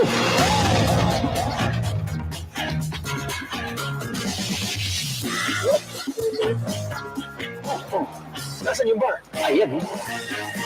Introducing the new delicious Titty Bar. New shape, new flavors. So, you like this bar? Cheers! New delightful experience. The magic of radio. Here we go. This is the epicenter of music entertainment. From the northern to the southern tip of the Philippines. Giving you the most complete radio experience. Crushing the competition is the country's number one. Number one for new music. The world famous. We are Magic 95.5. What I got full stock of thoughts and dreams that's scared up, and how I can't explain. You make my dreams come great brew every day. Dunkin' Coffee only uses great beans to give you that great Dunkin' Coffee feeling. Discover Dunkin' Coffee today. Hot or iced? Oh yeah, you make my dreams come true. LB Supermarket. Shop at very affordable prices. RTW, school supplies, appliances, houseware, grocery items, wet market, homemade, food court, with free parking area. So shop now at LB Supermarket. Priyo pa, barato pa. LB Supermarket Realty Complex, located at right along Veterans Avenue Extension, Zamboanga City. Bigger, better, greater, your partner in success. LB Supermarket. LB Supermarket Tugbugan is now open to serve you. Come and visit the newest branch of LB Supermarket. LB Supermarket, your partner in success. Nang ang Pangulo ay naghanap ng kanang kamay, ang napulsuhan ay isang tulad niya na may malasakit sa tao. Magkasama sumulong ang pagbabago, umangat ang Davao, kambal sa aksyon at malasakit. Takbuhan ng may sakit, puntahan ng mga lapit. Bawat lumapit, walang bigo. Bawat hinaing pikit mata ang tulong. Para kay Bongo, walang tulong ang service. Isa lang ang bisyo. Service.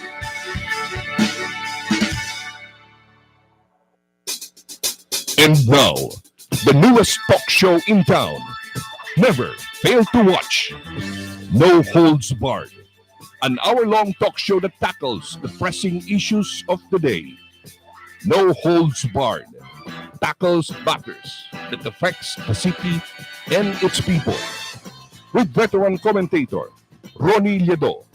Every Mondays from 9 a.m. with replays every Wednesdays after Dateline Zamboanga, and can also be viewed Sundays at 2 p.m. No Holds Barred. Only here on GBPI TV 11. No Holds Barred. Watch for it. What can I give to make your day? Let me send some good vibes your way. Dunkin' Donuts, for every bite that fills the soul. Dunkin' Donuts, tender goodness that makes us whole. There's always more to love for the young and young at heart. It's where love starts. Dunkin' Donuts, pasalubong ng bayan. Cada día, lunes hasta sábado, te presentamos con ustedes la radio y televisión, el programa de Ciudad de Zamboanga. Este es Dateline Teleradyo. Taman junto con ustedes, mga veterano y respetado anunciador y comentarista, que hay guía el discusión del día na mga asunto que tiene que hacer con la ciudad y el mga vivientes aquí. Este es Dateline Teleradyo. Aquí na GBPI TV 11 y na 95.5 Magic FM. Todos team, aquí na Dateline Teleradyo. Buenas tardes otra vez, querido viviente de Zamboanga. Este tiempo también te pasas na Dateline Teleradyo Afternoon Edition. We have a very special guest this afternoon, querido viviente de Zamboanga, and I'm sure el magauban de Miyuki bien alegre kayo at katakikalatun junto también esta tarde. And Ron, our guest is not unknown to many people, to the Filipino people, because he has fought the Marcos era. He has became a legislator, mga vecinos. So 18 years in the Senate. So he is not unknown to the people. Gentlemen, I remember him as the last of the intellectual giants in the Senate.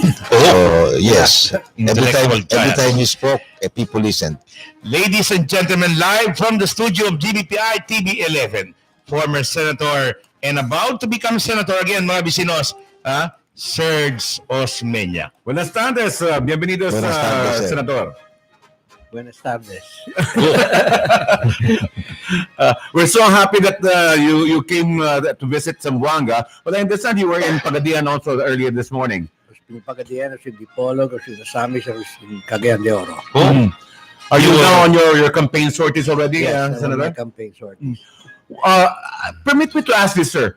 You have been on a long hiatus from politics for a while. What was the compelling reason why you want to come back Well, to the Senate? I saw that the problems of the country are mostly economic in nature, particularly with this inflation thing, the taxes and diesel, etc.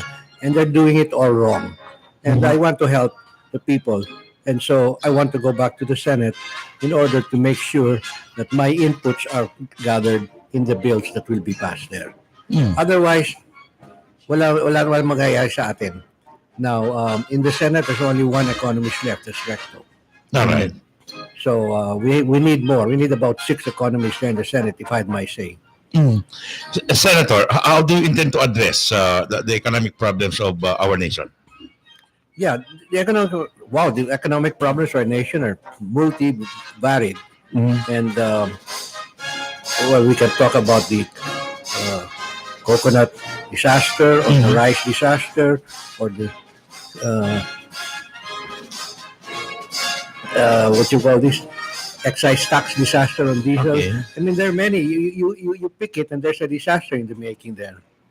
So I think that we will be able to resolve this once and for all when I go back to the Senate, and I hope that they will be able to pass my bills. When you say disaster, Senator, this is creating problems more than the solution to the people of our nation. Take a look at the rice problem. That was a disaster in the making for a long time, for about 2 years. But they never did anything about the NFA because bata ni Duterte yan, so you gave him a chance. The thing is, he allowed the stocks to go down to zero. Yes. To zero. Yes. And then, to make things worse, he showed the public that there were zero stocks in the NFA. So the traders started hoarding some more, and they brought up the price. It was even 100 pesos in Holo. It was 70 pesos in Zamboanga. That is a crime. That is a real crime of the first order. Why? Because everybody in this country eats rice. The 109 million Filipinos eat rice. And you have those...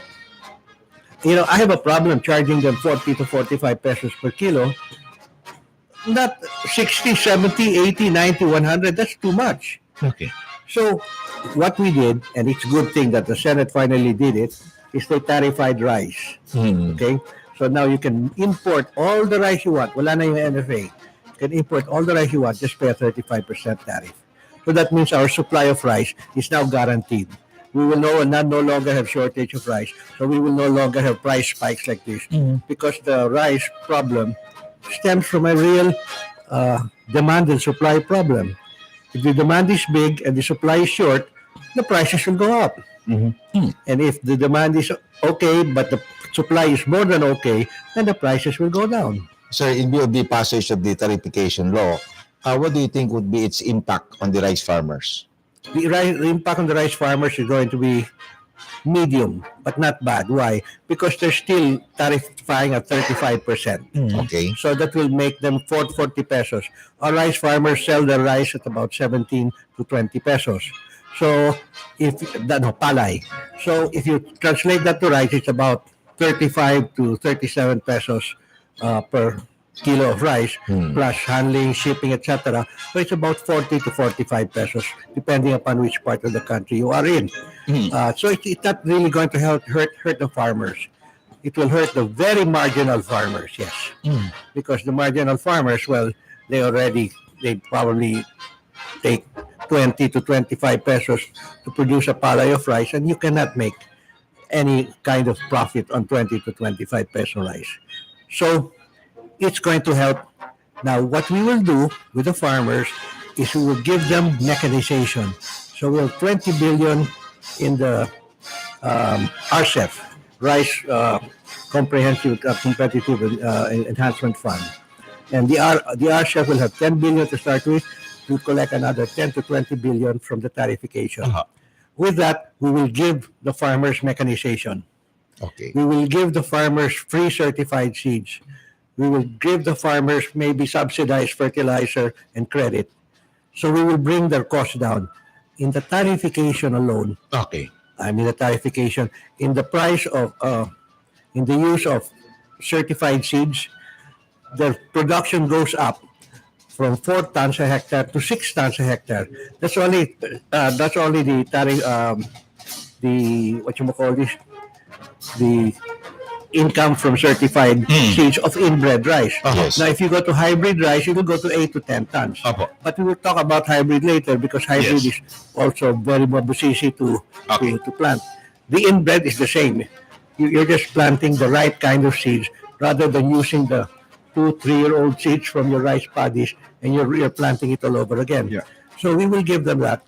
And that so they should be able to lower their cost of production per kilo from about 17 to 15 to 13, maybe to 11. Then we will lower the tariff on rice. So we will bring it down from 35 to 30 to 25 to 20 to 15 to 10.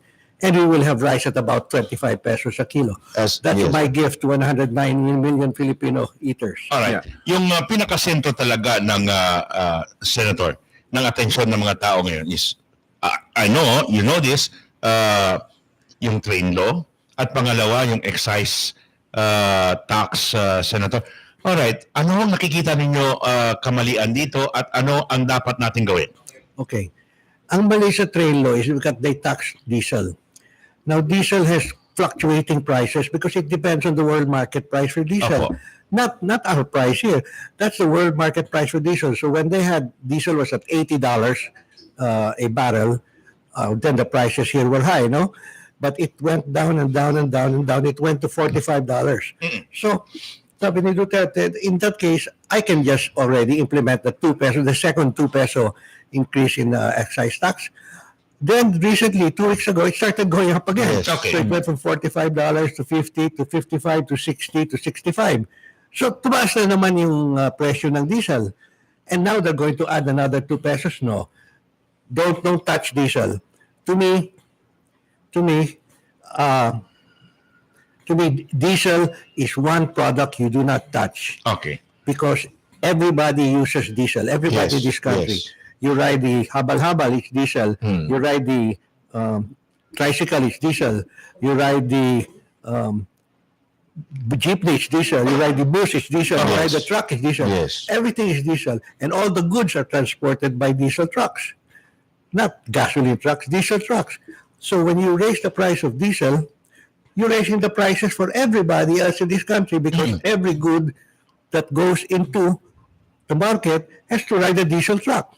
So it will increase the price. Now, for example, in Manila, the Piston, the Association of Jeepney Drivers Association, they asked for an increase from 9 pesos to 10 pesos on their flag down rate. Now, 9 pesos to 10 pesos is an 11% increase in the diesel. So if a guy spends, say, 30 pesos a day to go to the office and go home, he'll now spend about 35, 40. That's too much for our people to take because this is something that they really use every day. You cannot avoid diesel. Every day you're using diesel. Yeah, from what you're saying right now, Senator, it's very clear that you are critical of the economic reforms being undertaken under this present administration. No, not all the economic reforms. The other economic reforms are okay, except the price of diesel, the tax on diesel. The tax on tobacco is okay. The tax on alcohol is okay. The tax even on soft drinks, fresh and sugar drinks is okay. But I don't agree with the tax on diesel. All right. So, I mean, you know, I can't agree 100% with what the administration does. Little did you know, gentlemen, that Senator Osmeña here in his younger years was also involved in the transport business. You were vice president of the Cebu Bus Company and also De La Rama Steamship Company, which is also the... if we are to modernize the transport system in the entire country right now and make it really work for this country, what reforms would you like to implement, sir? Well, each section of transport needs its own reforms, and there's no connection between one and the other. So there's no. If you say, for example, you took the airline business has no connection with the bus business.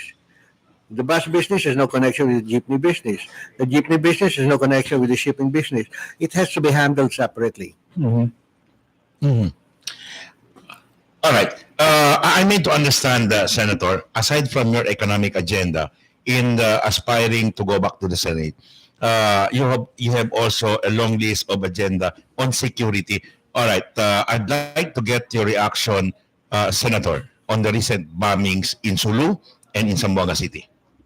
Well, I think the bombings in Holo and Sulu are the result of the Holo and Sulu voting no to the BARM on the ball. And they voted no, but they're still included as part of the BARM and the ball. All right. Nisuko sila. I mean, they got angry, and then that's what is bombing. The beat of the problem is you cannot mix Tausug with Maguindanao and Maranao. They would never get along. They have never loved each other. And they will always fight with each other, particularly the Tausugs, because isog man mga Tausug, no? So you should have two arms, an east arm and a west arm, and give them equal powers, no? So the east arm will take care of Maguindanao and Lanao Sur, and the west arm will take care of Basilan, Sulu, and Tawi-Tawi.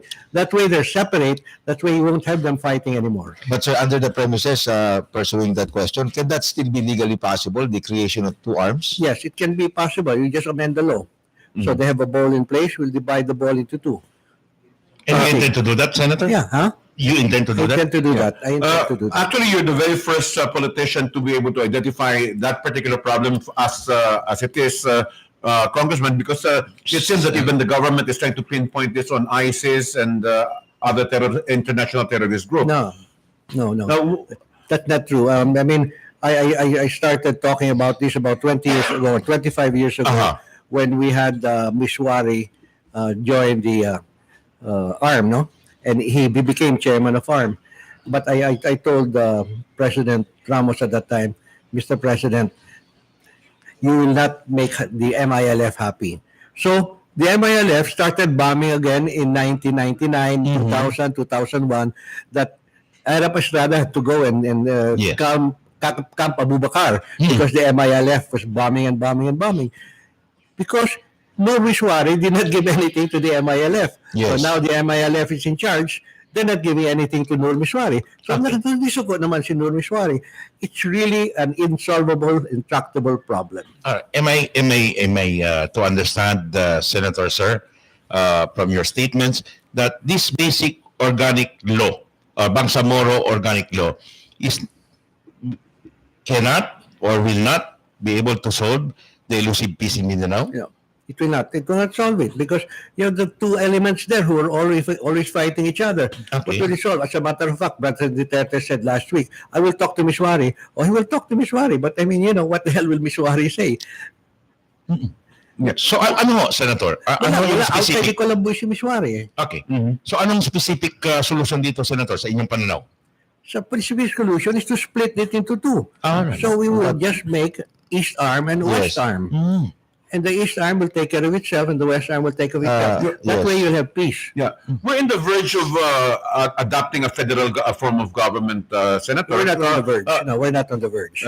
Well, that will never happen, you think? No, that will never happen.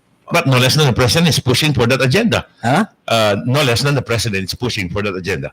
No, it won't happen. What do you think? What do you think? Well, first, federalism, how do you federalize the country? You'll divide it into, let's say, agrupations the way the regions are today, no? So that's how we federalize. So region 1, 2, 3, NCR, 4, CAR, 5, 6, 7, 8, 9, 10, etc., and ARM, and 13, no? Okay. Do you know that the only regions that would be self-sustaining would be NCR, Region 3, and Region 4A. That's all. Yes. The rest of the regions are below water. Now, Cebu, 6.5% of GDP. The first three regions have 62% of GDP. So all the money is being made in Manila. So Manila sends the money out to the different areas without their knowing it. But, the national government spends the money there. But if they will only depend on their own income, wala siya, poto sila. There are regions here that have 1 to 2% of GDP. ARM is 1 or 2% of GDP. 13 is 1% or 2% of GDP. Region 8 is 1% to 2%. You cannot make a living on 1 to 2% of GDP. With that situation, Senator, nabanggit ninyo sa ibang mga probinsya, I mean, dalawang region, tatlong regions lang, yung medyo malakihan yung ano niya. Pero anong magiging impact? Epekto nito? Kung sakasakali, ipupusto pa rin at marirealize yung federal form of government. Anong mangyayari? There's many other problems with Yes. federalism. Number two, when you have a federal government, you have a federal governor, no? I mean, regional governor, regional vice governor, regional congressman, regional secretary of tourism, regional secretary of DILG. You're going to need 250 billion pesos just to support these guys. They cannot even support themselves. I don't know where they will get the money. But that's 250 billion, and that's no small amount. Okay. Number two, where will we get the talent? Where will we get the talent to man those positions? Okay. You know, like for example, if you have a region here in Mindanao, well, you'll probably choose 2 regional representatives per congressional district. So you have 4 representatives from Zamboanga City. Where will you get the money to pay them? Then where will you get the money to pay their Senator, there was a recent declaration by President Duterte through his spokesman that he talked with Miswari, and according to the president, Miswari wanted federalism.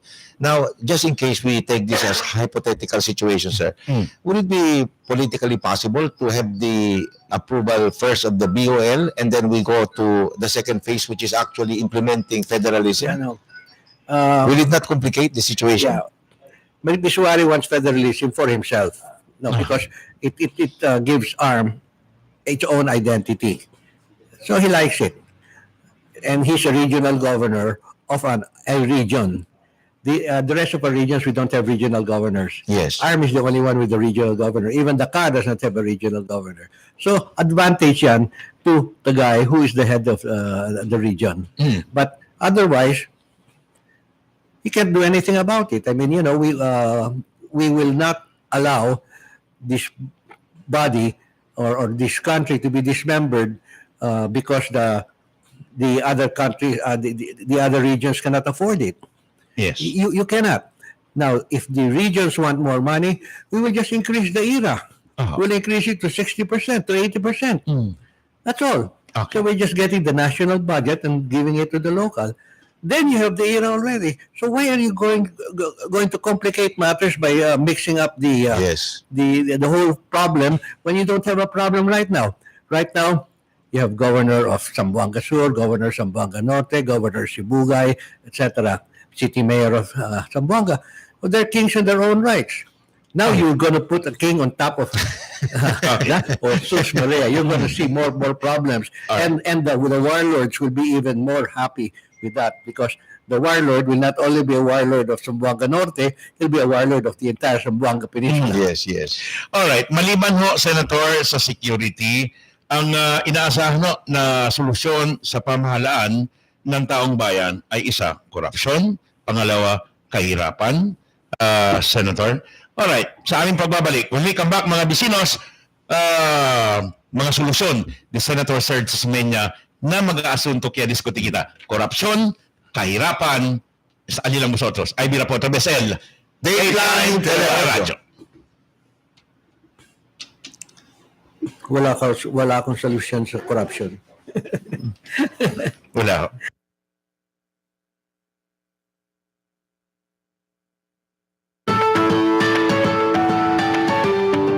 I love Budget-Wise because the stocks are organized and complete. I love Budget-Wise because of the free parking space. And I feel so relaxed and very secure while shopping for budget items. I love Budget-Wise because it is convenient and affordable.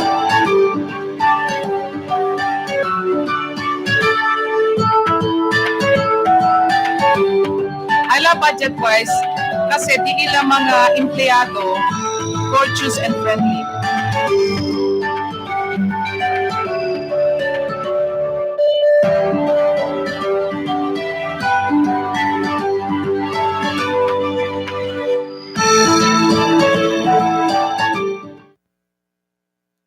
Yes, Paka Bryce. Saan tayo? may bagong bar. Let's go!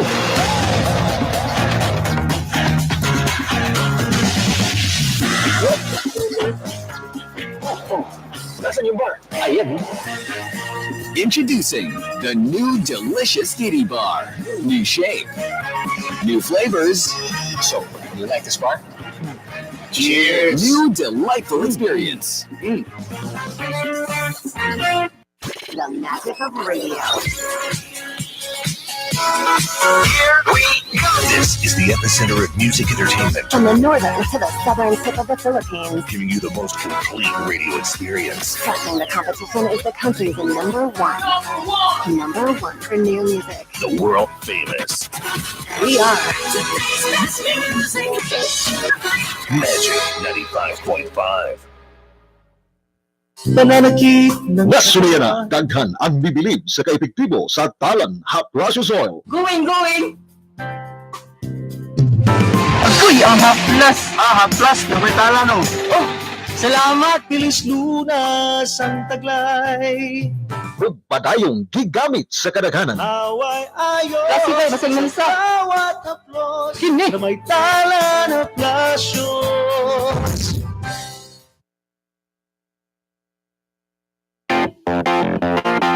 What I got full stock of thoughts and dreams that's scared up, and how I can explain.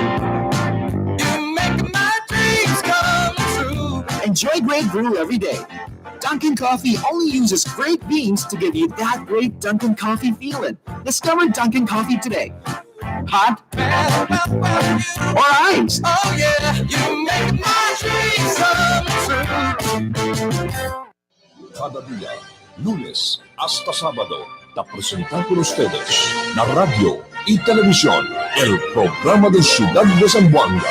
Este Dateline Teleradyo. Taman junto con ustedes, mga veterano y respetado anunciador y comentarista, que hay día el discusión del día, na mga asunto que tiene hacer con la ciudad y el mga vivientes aquí. Este Dateline Teleradyo. Aquí na GBPI TV11 y na 95.5 Magic FM. Todos team, aquí na Dateline Teleradyo.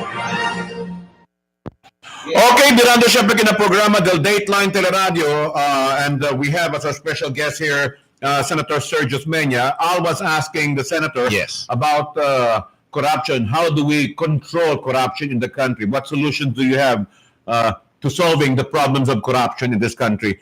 I know that you have been in the forefront of this because even during Erap's time, you were the one who voted for the opening of the bank account, di ba? To prove so, Senator, please answer the question. Well, you cannot really solve everything about corruption. You cannot. There will always be corruption, but you can minimize it, and you can minimize it in several ways. First, you raise salaries so that there will be less incentive to be corrupt. Second, you make the criminal justice system work, because right now it doesn't work. It takes they'll take you 6 years to 20 years to go to jail. Yes. And then after that they'll say no, you're innocent, but you have to pay back 124 million pesos or something like that. No. It's too crazy. But you have to deal with the criminal justice system. You have to deal with the judges. If you deal with the judges, that's the first step of eliminating corruption. You eliminate the judges who are corrupt. Okay. And how do that's the problem that we're facing, Al, no? Kasi you say deal with the justice system natin. Ngayon dito lang sa Zamboanga, kulang yung mga judges sa handling cases. How can you have a faster decision when there is a lack of judges handling the cases? You can always appoint judges, but when they make a mistake, you come down on them hard. Okay. See? But you appoint them. Basta bantayan mo lang. Now that we mentioned about the justice system po, I know that you are an advocate for the lowering of the criminal liability. Can you tell us, sir, why you are in favor of lowering criminal liability to 12 years old? Well, first, I want to tell you that I helped raise the age of criminal liability to 15 about a dozen years ago when it was Kiko Pangalinan's bill. So I voted for that. But now I think we have to lower it again. Why?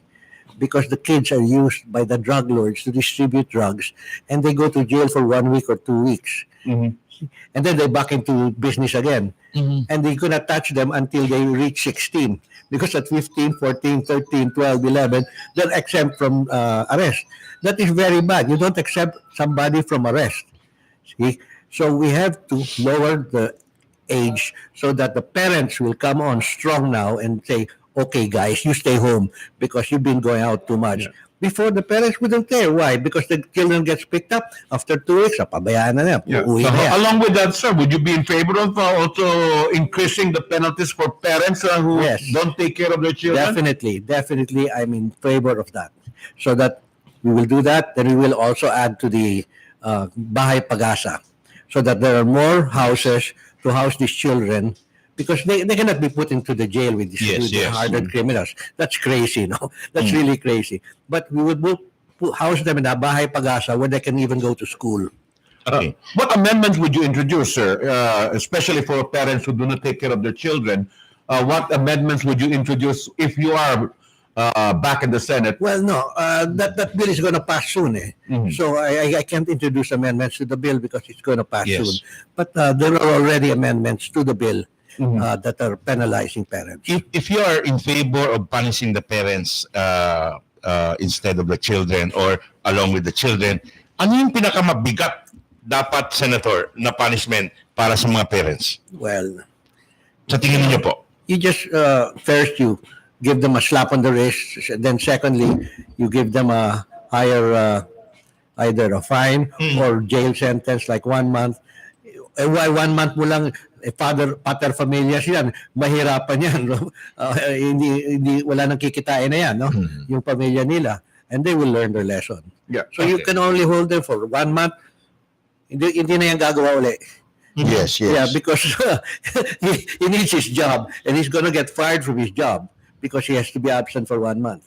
Alright, ang lagi nating naririnig, Senator, na kadahilanan kung bakit, napapasok yung mga kabataan na ganyan dahil di umano sa kahirapan. Now, how do you intend to address, Senator, ang problema ng kahirapan sa ating bansa? Well, there's many ways to resolve that, but it is really difficult to address it overnight. Okay. Because this country, our population has grown so fast. Okay? So we have outstripped our ability to create jobs because, like for example, I saw an article in the papers a few weeks ago. In about 30 years ago, or 40 years ago, our population was equal to Thailand's. Yes. About 20 million, 25 million, 30 million. And then now, Thailand is 60 million, we're 110 million. So in Thailand, at least they can create jobs for their people. Here, I said, how can you create jobs for the people when they're growing like topsy? So we have about 1.2 million people joining the job market every year. And when we're creating only 600,000 jobs and another 200,000 find work abroad, 500,000 have no jobs. I understand that some economists have been making suggestions that we have one of the fastest growing economies in the entire of Asia at this point in time. And yet, despite the fact that we are a fast growing economy, wealth is controlled by 41 families only in the entire country. So how do we go for equitable sharing of wealth then if you have only a few families controlling all the wealth of the country? Okay, that is a result of the liberal system that we have. You see, in socialist countries, their taxation goes up to 70%. In here, our taxation goes up to only about 35% for corporation. It's even being lowered to 25%, maybe even 20%. We don't know. That's in Train 2 or Trabaho Law, no? Trabaho Bill. So it is very difficult to remove that part wherein they grow and they grow big. Because, for example, take Henry Sy. Henry Sy is the richest man in the Philippines. Yes. But Henry Sy made his money the right way. He built malls when nobody wanted to build malls. And people go to his malls. So he made a lot of money. Now, he should be rewarded for that. Now, maybe we should have taxed Henry Sy at 50% instead of 35%. So I think if we have a mind to doing it, we will tax the top bracket, those that are making, say, 100 million and over, let's tax them at, say, 50% or 60%. So the money can go back to the people and be used as a health insurance, schools, etc. Charlie. Yes, sir, in relation to the taxation system of the Republic, related to this is the fourth tranche of the salary increase, which was previously authorized by the previous administration. But yung epekto po niyan, it only affects positively the big salary earners. Yung mga maliliit po, mababa masyado yung mga increases. What's your take on this? Yeah, that is correct. We cannot do anything about it. That's the way the cookie crumbles. We have to make sure that our people earn the right amount of money. But when they earn the right amount of money, businesses also lose money. So if you raise their salaries, business will lose money. Businesses may close up. So we always have to balance the two. But I'm referring, sir, mostly to government employees. Kasi yung, for example, 3 years ago, yung salaries nila, mga pegged at only about 9,000. After the fourth tranche, mga 13,000 lang po yung total ngayon. So unlike yung mga big salaried people, they get almost, I think their salaries almost tripled. Or more than double. No, more than double. More than double. Yeah. So parang hindi equitable yung consideration po ng We gobyerno. have to take a look at that. We have to make it more equitable, but still, like the president of the Philippines makes about 350,000 pesos a month. So maybe the smallest guy should make about 30,000 pesos a month. But if you have 30,000 pesos a month, then you lose money for other purposes like the drugs. The drug problem, like the education problem. So you have to balance this, and you have to do it on a piecemeal basis, not a wholesale basis, because you cannot do it on a wholesale basis. We don't have the money. We don't have the funds to do it on a wholesale basis. Sir, you have been in fighting for the passage of the land use code in the entire country. Ano po yung kwan ngayon? How can you make sure that if you get elected to the Senate, that this will pass this time? Well, they make me chairman of the committee, then I'll get it done. But this is the way. You have to do a deal with the real estate developers, because the real estate developers are the ones who are stopping the bill. So like we almost passed it about 4 years ago. On the very last day of session, umupo si Honasan, he's the chairman of the committee. We're about to pass this. Why are you sitting down? Hindi ayaw yata ng mga real estate developers. The lobby is so strong. But they can't lobby me. So you just make me chairman and I'll pass that bill.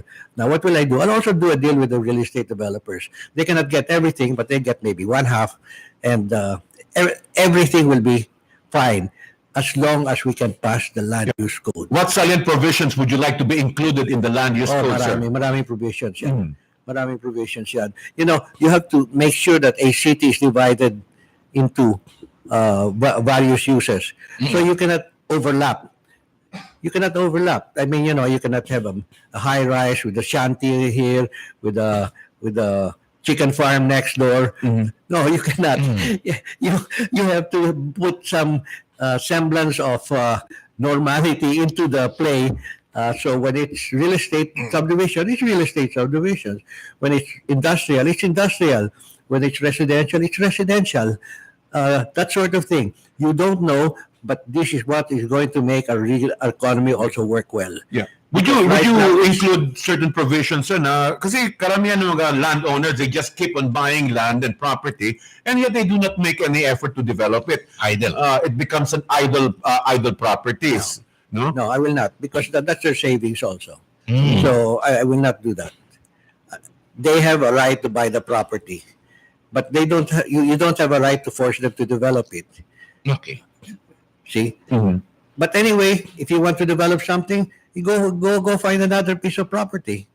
But a property to be developable has to reach a certain point of maturity. Now, if you're right in the center of a city, pwede mo na i-develop. But if I want to keep it idle, I'll keep it idle, for goodness sake. That's a problem also here for the city of Zamboanga. Kasi we have a lot of landowners who keep on buying agricultural lands, and yet they do not develop this, and then farmers end up without any land. No. That's very small. That's very small. You know, we have about 10 to 15 million hectares of agricultural land in our country. And if they develop about 1/10 of 1% of that, that is plenty. So there is nothing. I mean, you know, you look at the city. Aside from Manila, because in Manila you cannot see anything anymore. Everything's covered already with housing, whether it's low-cost housing, high-cost housing, or shanties. No, but out in the provinces, there's plenty of land. Okay. There's plenty of land. Talking about that subject matter, there's been a move recently. I think this book came from senators.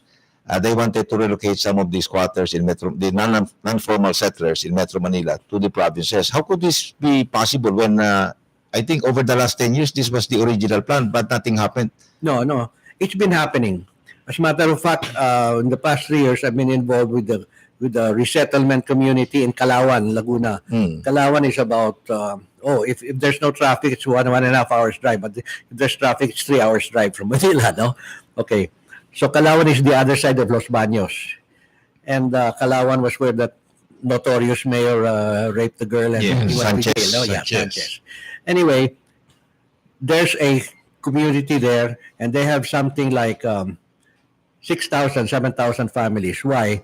Because these families came from Yoling, Yolanda, and home along the Riles, and the homes underneath the Pasig River bridges and all that. They relocated them there. Okay. So they relocated them there. They gave them free housing. No, they pay 200 pesos a month, which is very small. Yes. Okay. But the thing is, there's no jobs there. So the husbands went back to Manila and started looking for jobs. And they had another girlfriend. So they left their families behind in Calauan. I mean, it is almost ridiculous that you will transfer a family from Manila to Calauan and then they'll go back to Manila anyway because that's where the jobs are. Right. Okay. See? So we have to think about where you're going to relocate these people. And even if we have to build medium-rise or low-rise homes instead of, because we're used to single-family homes and, and we have a backyard and we put our pigs and we put our chickens. No, we cannot have that anymore. We have to build high-rise, medium-rise, and house them there where they have access to jobs. Otherwise, don't do it. Don't do it because I pity those 5,000, 6,000 families out in Calauan. There's about 30,000 people there. Yes. And they don't have jobs. So I've been going there and I've been giving them livelihoods. And also, I also started a school, which is TESDA. I started the TESDA Provincial Center there in Calauan.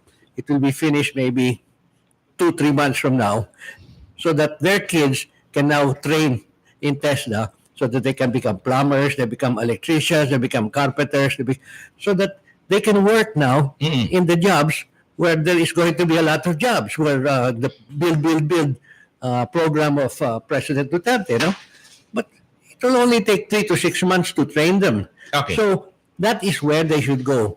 Because otherwise, Calauan and Los Baños, wow, the robbery rates have gone up there. And they're blaming the people of the site 1, 2, and 3 of Calauan, which is true. The kids are also naughty enough to do that. All right. So at least the house, there's a saying that there hasn't been a house in Los Baños that hasn't been burglarized. Okay. Senator, yung nabanggit ninyo na solusyon para sa mga walang bahay, yung high-rise, is there a need to put that into a piece of legislation or purely executive prerogative? Kinakailangan ba natin itong isabatas? It's much better to make it legislative because, if it's an executive, that they can screw around with the law. Yes. Soon it will look like something that you never imagined would happen before. And you intend to introduce this in the... Actually, Senator, I was in Singapore in 1994 and also in China, Beijing to be exact, in 1999. And I saw multi-level structures there housing people from all walks of life. I thought why the Philippine government didn't follow this model. Well, because it's very expensive. expensive. So when your house is a public structure, it'll cost you about minimum 1 million per unit, maybe 1.5 million pesos per unit. So you'll never make your money back. The most that 1.5 million, that's already a low cost home, a single family home out here in Zamboanga and Pagadian, etc. But in Manila, it's very expensive because the land is very expensive in Manila. Yes. See? Yes. So the high rise or the medium rise is going to be very expensive. Senator, we're not doing it. Senator, let's go back to the issue of transportation. I understand that you are in favor of the passage of the abal-abal or legalization of abal-abal transport. Yes. Can you tell us something why you're in favor of that? Well, habal-habal has been in existence here for 20, 30 years. Why are we stopping them now? I mean, there's never been any problem with the habal-habal in the past. So why are they stopping now and say you cannot do the habal-habal? That's one. Secondly, what will bring the people up the mountains? They have to ride the habal-habal. Kung walang habal-habal, they cannot go up the mountains. So they'll have to walk. It's even more tedious to do that. But would you be in favor of the use of abal-abal in metro areas? Yes. Why? Because first, it will help alleviate the traffic problem. Instead of taking the jeepney, some people will take the angkas. And they take the angkas, they split traffic. So instead of taking 1 hour to take the jeepney to go to the office, it might take you only half an hour. How would you comment, sir, on kasi when you use the use of motorcycles, it's if you look at the statistics, medyo mataas yung incidents sa motorcycle. So if you use it for public transport, medyo you're raising the risk. Okay, what is it? What is it now? Is it 5% or 10%? No, it's not. It's not even 1%. But if you train these people, maybe it will go down to 0.5%, or 1/4 of 1%. Now that's acceptable. I mean, if they're crazy enough to drive crazily, they get into an accident. But if they don't, you know how many motorcycles we pass every day going to work or going to play golf or whatnot. We pass hundreds of motorcycles every year, and I've never seen an accident. Oh, I saw one yesterday. I saw one yesterday in Cagayan de Oro. That was bad. That being said, sir, since you're in favor of the abal-abal being legalized, would you be in favor of putting up more motorcycle lanes in our highways? Well, it is difficult to put the motorcycle lanes because they don't follow the lane. I like it, Senator. I like it.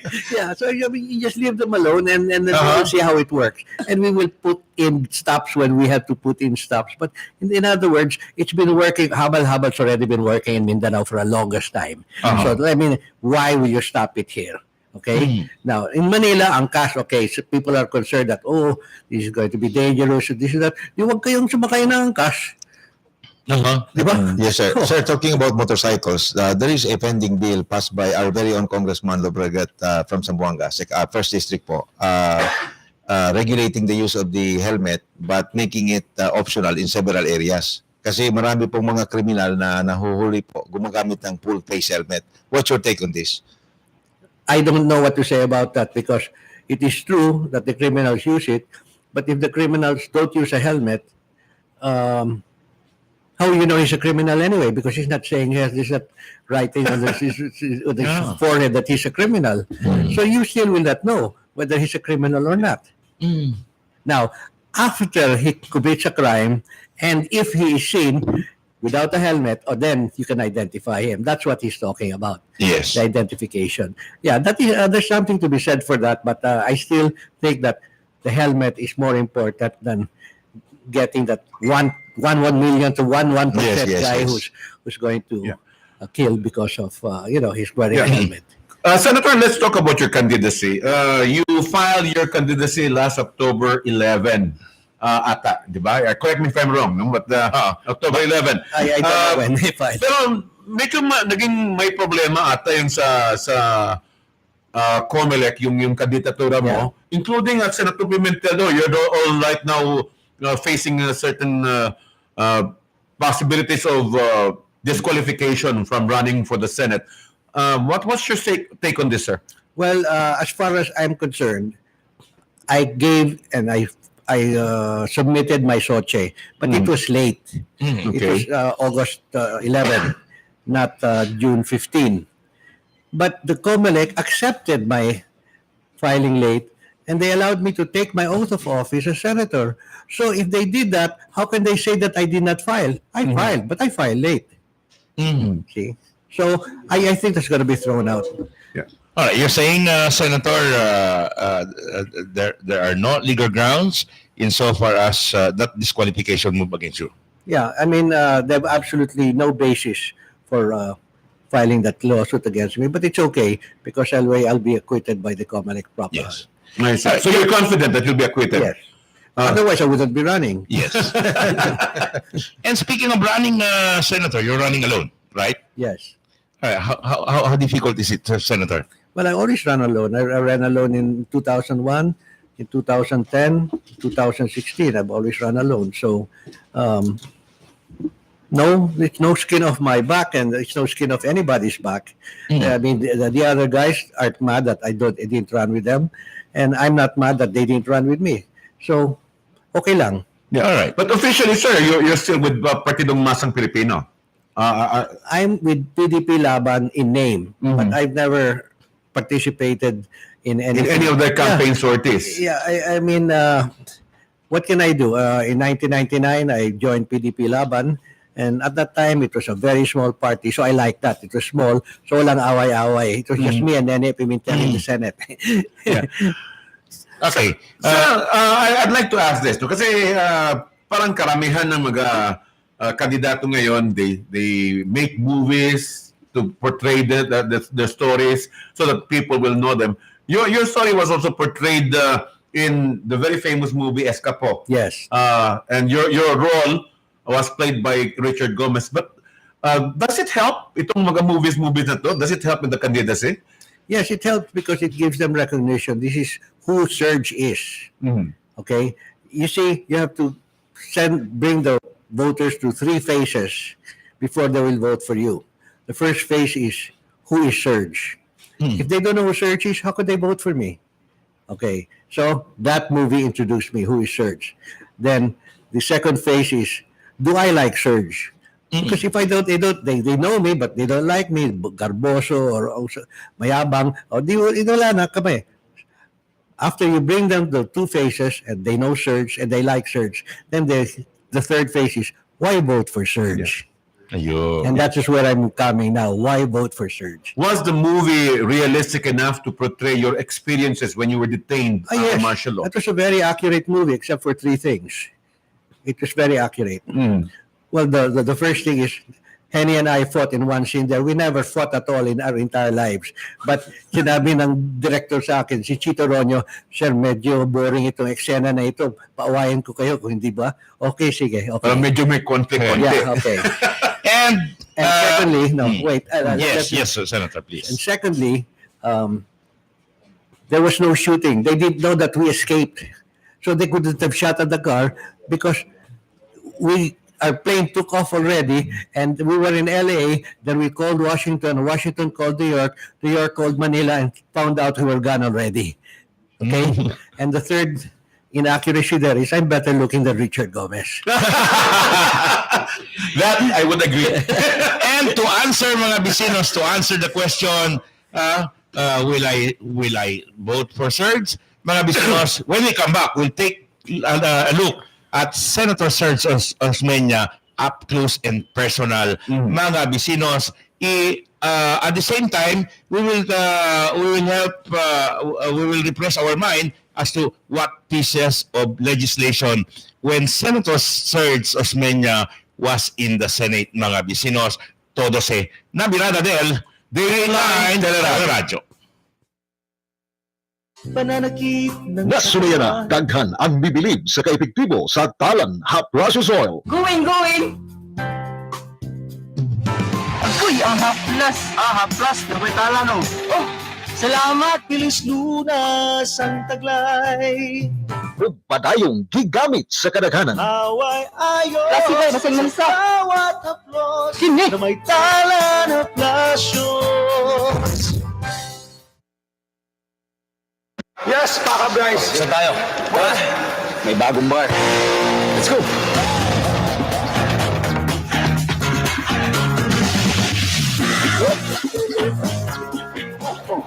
Nasaan yung bar? Ayan. Introducing the new delicious Titty Bar. New shape, new flavors.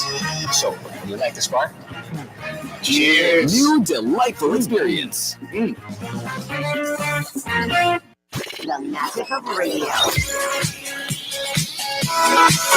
we go. This is the epicenter of music entertainment. From the northern to the southern tip of the Philippines. Giving you the most complete radio experience. Trusting the competition is the country's number one.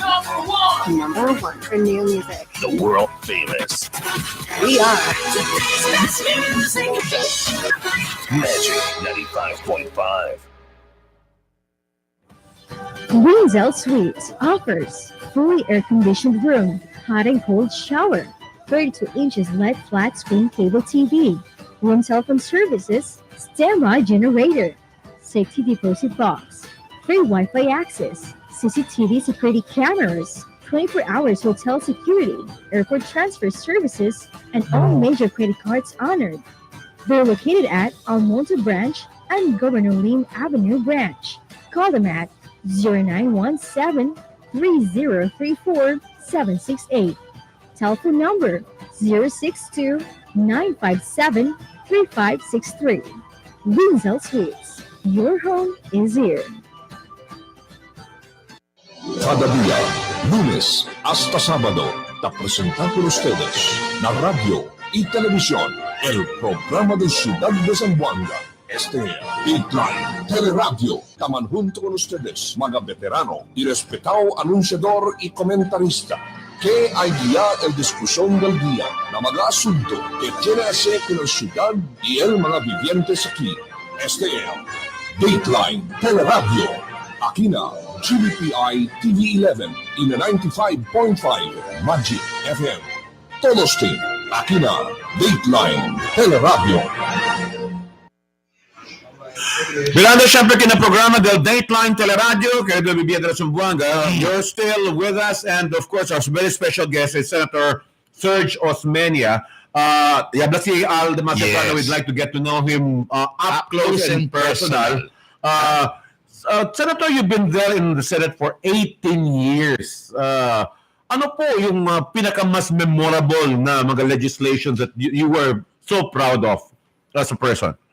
The first one was the retail trade, the liberalization of retail trade, because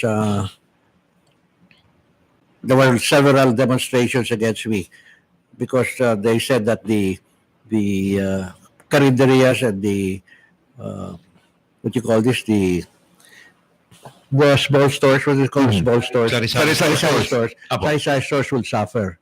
I told them, no, they won't suffer. As a matter of fact, they buy from these retailers. So anyway, I passed the bill. And now, everybody is now coming in here, because before they couldn't come in here. Even McDonald's couldn't come in here. McDonald's had to give a franchise. And McDonald's was about to fold up already, until the owner, George Young, told me, wow, with your bill, now McDonald's will come in and I'm saved. He does not have to fold up McDonald's. He expanded pa. So, McDonald's came in, all the Dunkin' Donuts and all that came in, H&M came in, Uniqlo came in, all the other retailers came in, because that was the most satisfying bill I had. Alright, ano pa yung ibang significant bills that you introduced when you were in the Senate, Senator? Naku, napakarami. Okay, I will deal with the difficult to understand bill first. Apo. The General Banking Act. You don't know anything about that. Apo. The Securities Regulation Code that controls the securities industry. You don't know anything about that. The Insurance Code, the new Insurance Code, which I passed in 2013. You don't know anything about that. But those are the three most important bills, because they deal with our financial system. And then I have the EPIRA. Now, the EPIRA you've heard of. Yes. But with the EPIRA, we have not had a single brownout. See? Because all of the generating companies are private. So they just build when they want to build. Yes. and they don't like brownouts either. So there's been no brownouts. The brownouts was when the government was running the plants, the Napocor, because pirmi kulang ng kwartang Napocor eh. While the private sector, they have plenty of money. As long as there's a return, they will invest. So the PIRA is another one. So I have several bills. Now, of course, there's the Clean Air Act, which I'm very proud of. The Clean Water Act, which I'm very proud of. The Magna Carta for social workers. The Magna Carta for people with disabilities. Ganun. So, marami. You almost covered all sectors, Senator, from security to economy, on because of those banking laws, to power, to you just mentioned a while ago. You almost covered all the yes, sectors. Because I was chairman for one time or another of about 16 to 18 committees. I forget how many now. But nagpapalitan kami ng committees whenever we change the Senate President. So that's the reason why I was jumping from one to the other. You come from a very political family. Your grandfather was the president of the entire Republic of the Philippines, and your father was a senator also, right? Yes, senator. Would you like your children to continue on with this legacy in politics? Well, my son wants to, but I'm preventing him from doing so. Why? Because I said that you have to make your own fortune first in business. So now he's 30 years old. He's taking his master's in business administration at Columbia University. He's going to work for one of these big multinational firms. Let him make his money first.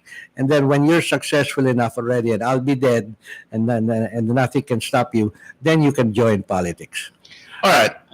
When did Senator Serge Osmeña start in politics? What was the first position that you held, Senator? Elective position. I was a senator right away. Immediately? Yes, because I was in exile.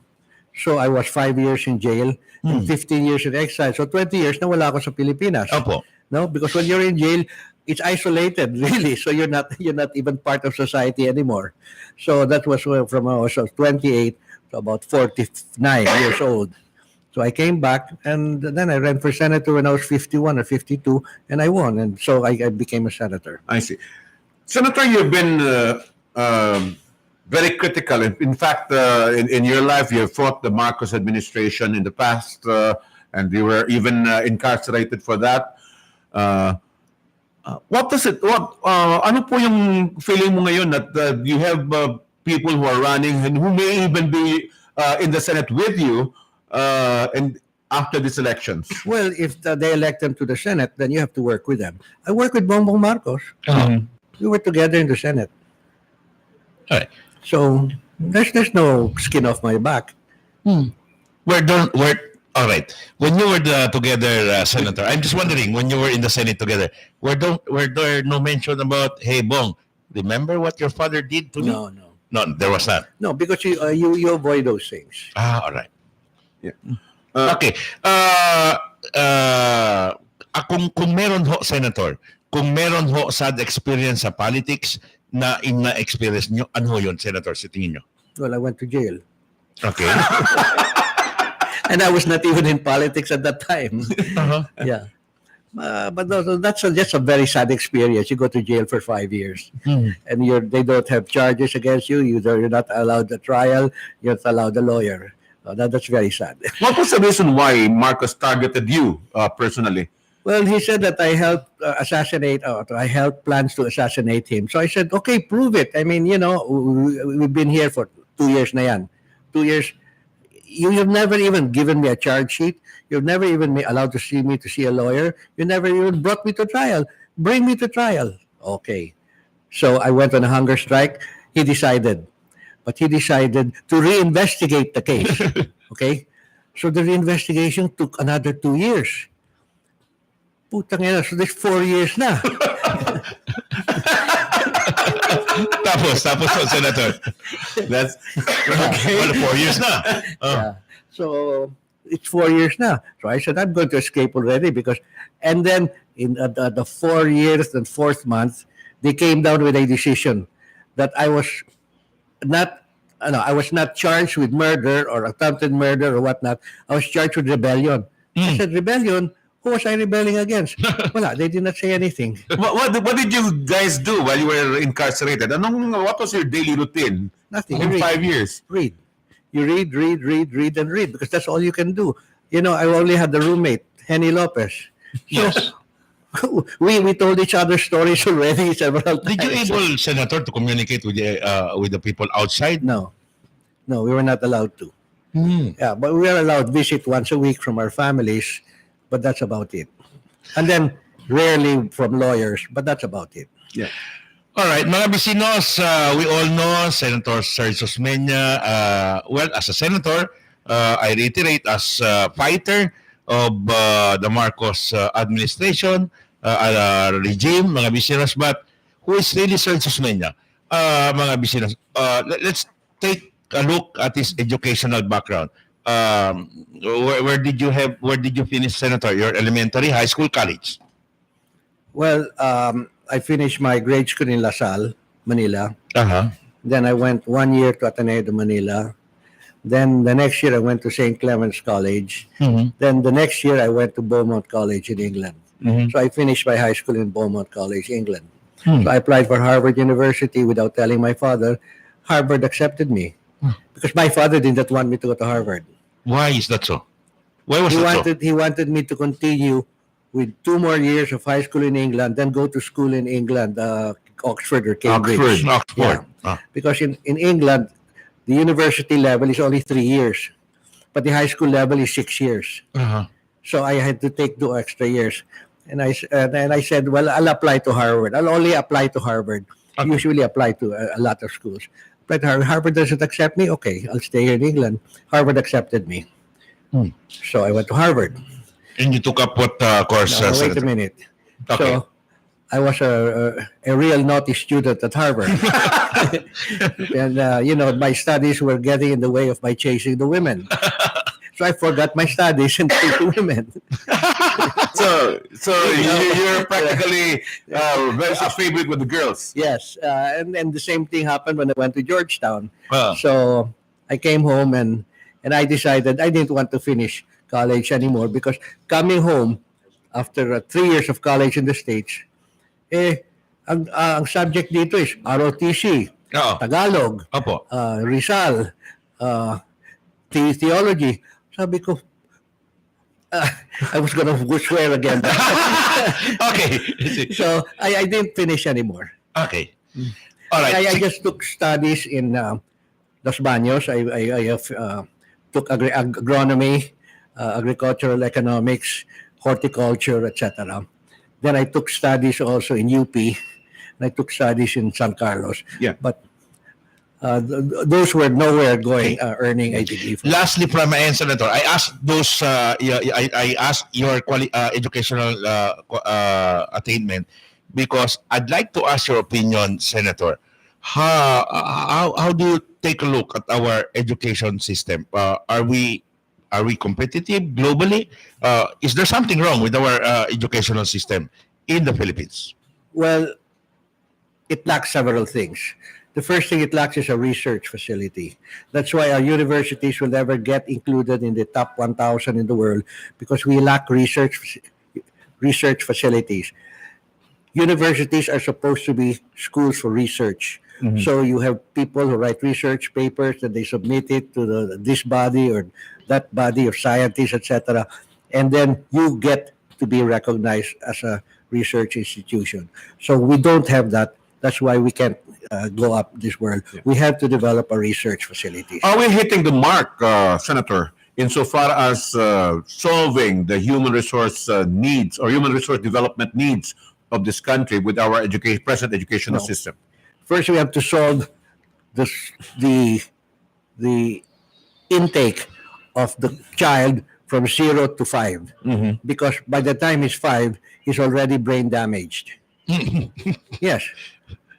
That is what you call, the word escapes me, but, when a child doesn't have enough nutrition at age 1, mm-hmm. at age 2, at age 3, he's already damaged for life. his brain is addled already. Yeah. And we have to resolve that first before we even resolve how do we find jobs for them. Yeah. Yan na nga yung pinaka-importante, yung nutrition program for the country. You know, now they have a bill now, the first 1,000 days. That's very good. Yeah. But still, it's kulang. But we cannot afford it. Now, if we spend, say, 100 pesos a day per child, and there are, say, about, let's say, 1 million per age. So 100 pesos a day is about 36,000 pesos a year per child. Okay. And that's plenty. That's plenty of money. Yeah. All right. As a seasoned politician, having been a senator and fought an administration, okay, there is a call, strong call, even senator right now. Okay, kailangan siguro maglagay na tayo ng qualification in the future sa lahat ng mga posisyon na elected position. Anong take nyo rito? Okay, that's good. But unfortunately, that goes against the Constitution. The only thing the Constitution requires you to do to run for president is you can read and write. Yes. and you can spell your name. That's all. I mean, you know, you have a Filipino citizenship, yes, and you can read and write. That's all. Yeah. Would you be in favor of a requirement that anybody who runs for president should submit their bill of health? Bill of health? Yeah, I mean, kung are they fit to run for that position? Oh, yeah. I'm in favor of that. But I mean, nobody will ever tell the truth there anyway. Yeah. All right, doon sa qualification. Yeah, your own doctor, he'll sign anything you want him to sign.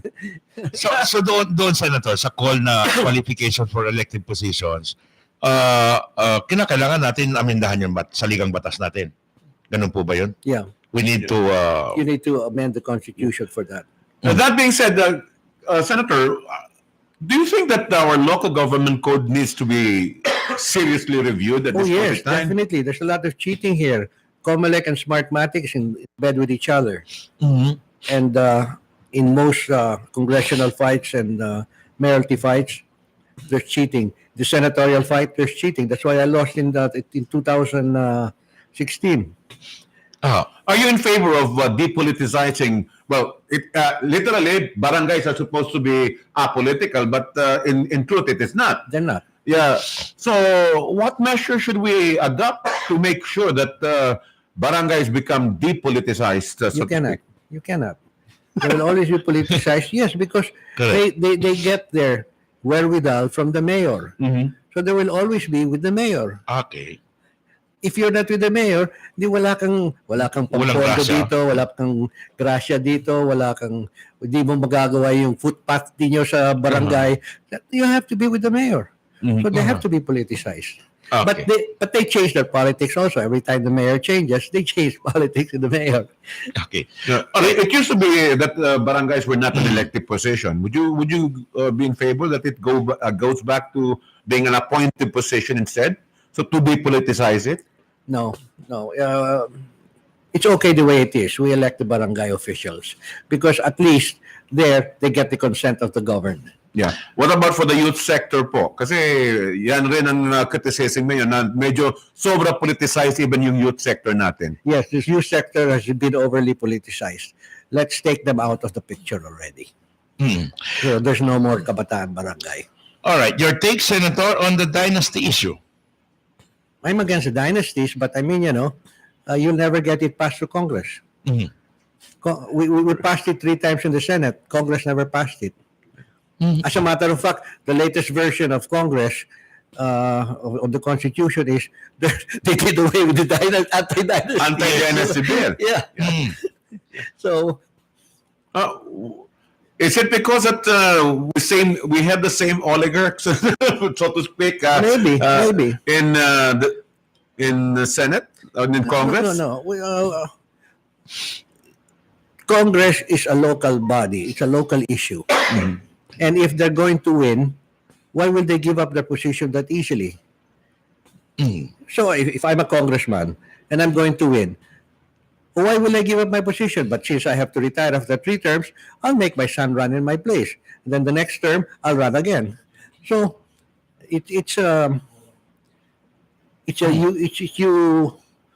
you have to do it that way, and there's nothing you can do about it. The Congress will never pass it. I'm just wondering, Senator, how are you running your campaign, your candidacy? Dahil yun na nga, nag-iisa kayo, tapos niikot. How are you managing it? Yeah. Paano yung You've never joined any campaign sorties in the past. No. Why is this so? You've refused to participate in the campaign sorties of the Liberal Party and the Partido Masang Pilipino in the last elections po. Well, when you have 12 people up on stage, okay, you see people smiling in the audience, but that's because they're looking at their favorite senatorial candidate. They're not looking at you. Yes, they're looking yes. at their favorite, whether it's Ping Lacson or Grace Poe, etc. They're happy na sila. But I want them to look at me, and the only way that they will look at me alone is if I appear alone. Ayun. Then they will listen to me. And they will say, oh, okay, he's good na pala, or he's bad pala, or whatever. But at least they listen to me. But up on stage, you're given 7 minutes, at most 7 minutes. I cannot ask my wife to marry me in 7 minutes. I will need longer than that to convince her to marry me. That being said, how long did it take you to court your very beautiful wife?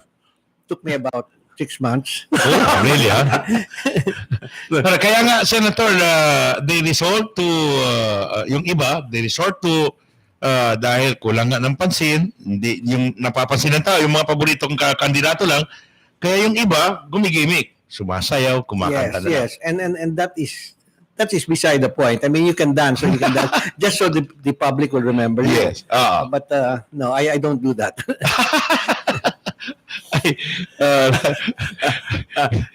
Actualmente kayo bibigyan sa mga sinasara ko ng latong Senador Sergio Osmeña.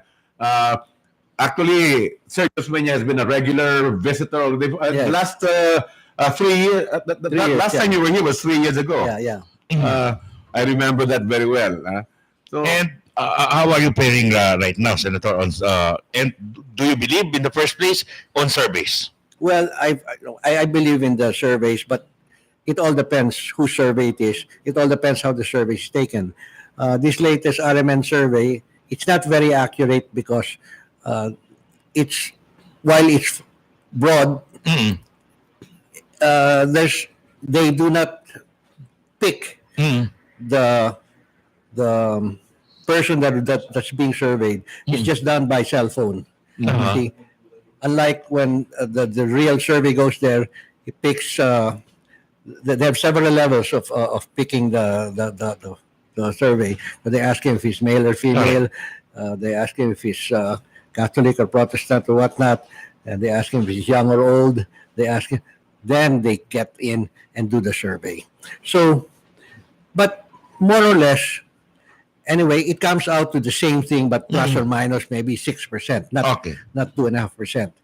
So I'm number 7 to 11 in the latest RMN survey, and I'm number 8 in the latest Pulse Asia survey. Oh, yeah. And, how do you feel about it, Senator? I don't feel good about it. I should be higher. Oh, really? Okay. Yeah. Let's talk about martial law here in Mindanao, Senator. Has it done anything to solve the peace and order problem of the entire region of Mindanao? Or are you in favor that it be lifted, or are you in favor of its extension? Well, maybe in the beginning it minimized the problems here, but after 1.5 years of it, I mean, you don't really have martial law because the military has not taken over any offices. It has not taken over any shall we say, regular government service. The military is just there to put up checkpoints. But you can put up checkpoints without martial law, for goodness sake. Now, on the other hand, people would tend not to visit Mindanao because Mindanao is under martial law.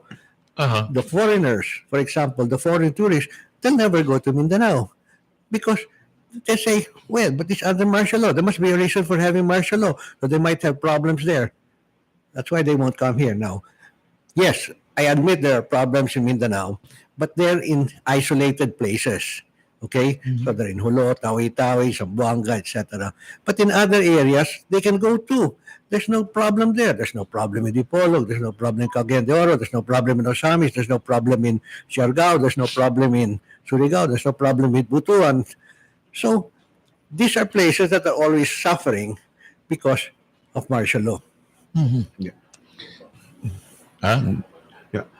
Anyway, we already discussed about the bomb in Hulo, no? And as you said, you don't believe it's motivated by ISIS or any other terrorist group. But the question here, Senator, how can you, all right, if you are against the extension of martial law, if given the chance to be back at the Senate, how do you intend to move and remove the martial in Mindanao? I cannot do that because it's the president's prerogative to declare martial law. So we have to talk to the president. And we have to convince him that this is hurting the economy of Mindanao also. I mean, it's not hurting it much, but it's hurting it in the same way that, not having tourists will hurt you. See? So maybe he will listen this time. Okay. I see. Finally, Senator, would you address the people of Zamboanga right now? Because I'm sure that they would like to hear your appeal also. And what do they expect from Serge Osmeña if he lands a seat in the Senate? Well, they expect more of the same from me because I've done my best in the past 18 years at subok na si Serge Osmeña. I've passed 155 laws, and I will pass probably another 50 laws if I'm given a 6-year term in the Senate. Also, I am an economist, and there's only one economist left in the Senate, and that is Ralph Recto. And you need about 6 economists in the Senate, to tell you frankly. I hope Mar Ross gets elected because he's an economist too. Because you put 5 economists in the room, if you'll come up with 5 different opinions. And if one guy's from Harvard, you'll come up with 6 different opinions from 5 different guys. But still, having said that, we will do our best to make sure that the poor, particularly the coconut farmers and the rice farmers, the 2 million rice farmers and the 3.5 million coconut farmers are going to get a fair shake this time. It's going to be difficult.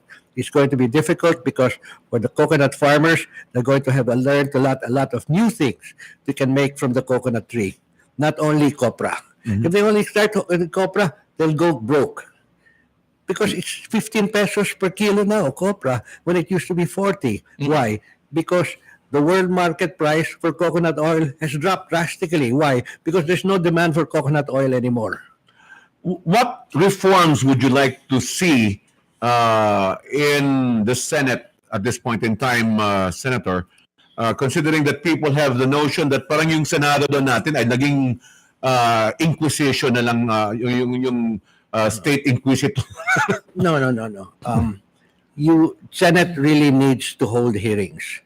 As a matter of fact, we in the United States, they hold 10 times more hearings than we do. All right? The U.S. Senate. And they have a full report after each hearing. They have about 1,200 reports on the Senate hearing in the United States a year. That's a lot. Here, if we will get 60 or 80, that's good enough. But in the United States Senate, they have a lot. You need the hearing because you're going to find out more about the bill that you're trying to pass or the bill you're trying to block. So, if you don't hold hearings, just talking among ourselves, we will never get anything done. We have to get experts. There's somebody in media, I'll get you. I said, you come here and you testify in media on what you think about this. So we have to hold hearings. And while the media tends to overly dramatize those hearings wherein there's a subject and a predicate, where there's a guy who's in the hot seat, it's not like that.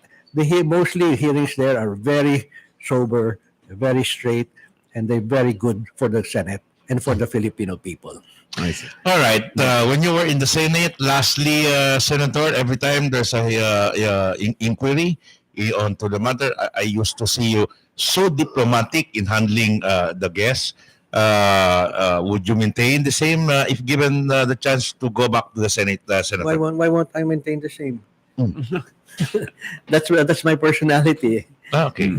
I mean, being diplomatic, so Yeah, courteous my to all. personality. All right. No, there's nothing to change because that's your personality already, Senator. Lastly, your message to the people of Zamboanga, Senator, please, before we Yes, say thank you. To my beloved fellow Zamboangueños and from Basilan and from Zamboanga Tsibugay, I hope that you will help make sure that the Senate is better run by having an economist in the Senate. We have proven ourselves the last 18 years, and we will be able to prove ourselves again in the next 6 years. Subok na si Sergio Osmeña at siguro hindi mo makakalimutan si Sergio Osmeña. Maraming po salamat. Thank you very much, Senator Sergio Osmeña, Quedo Bibia de Zamboanga.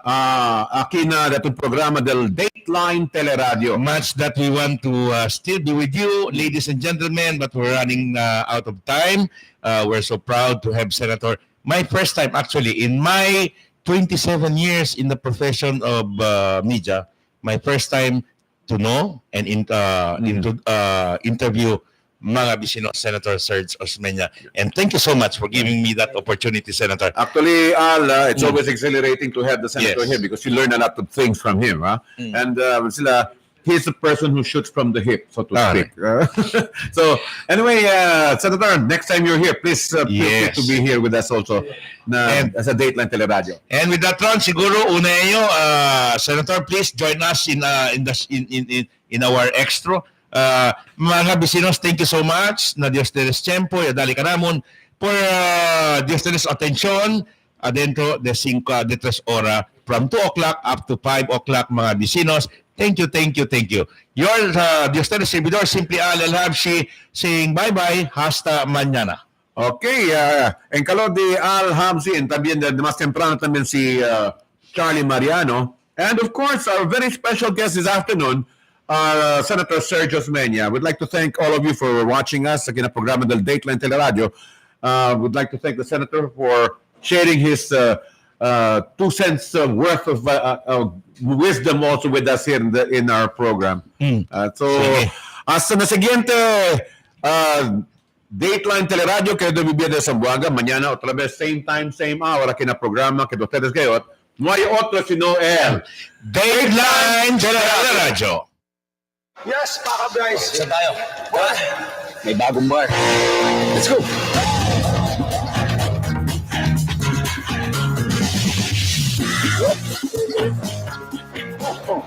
Nasaan yung bar? Ayan. Introducing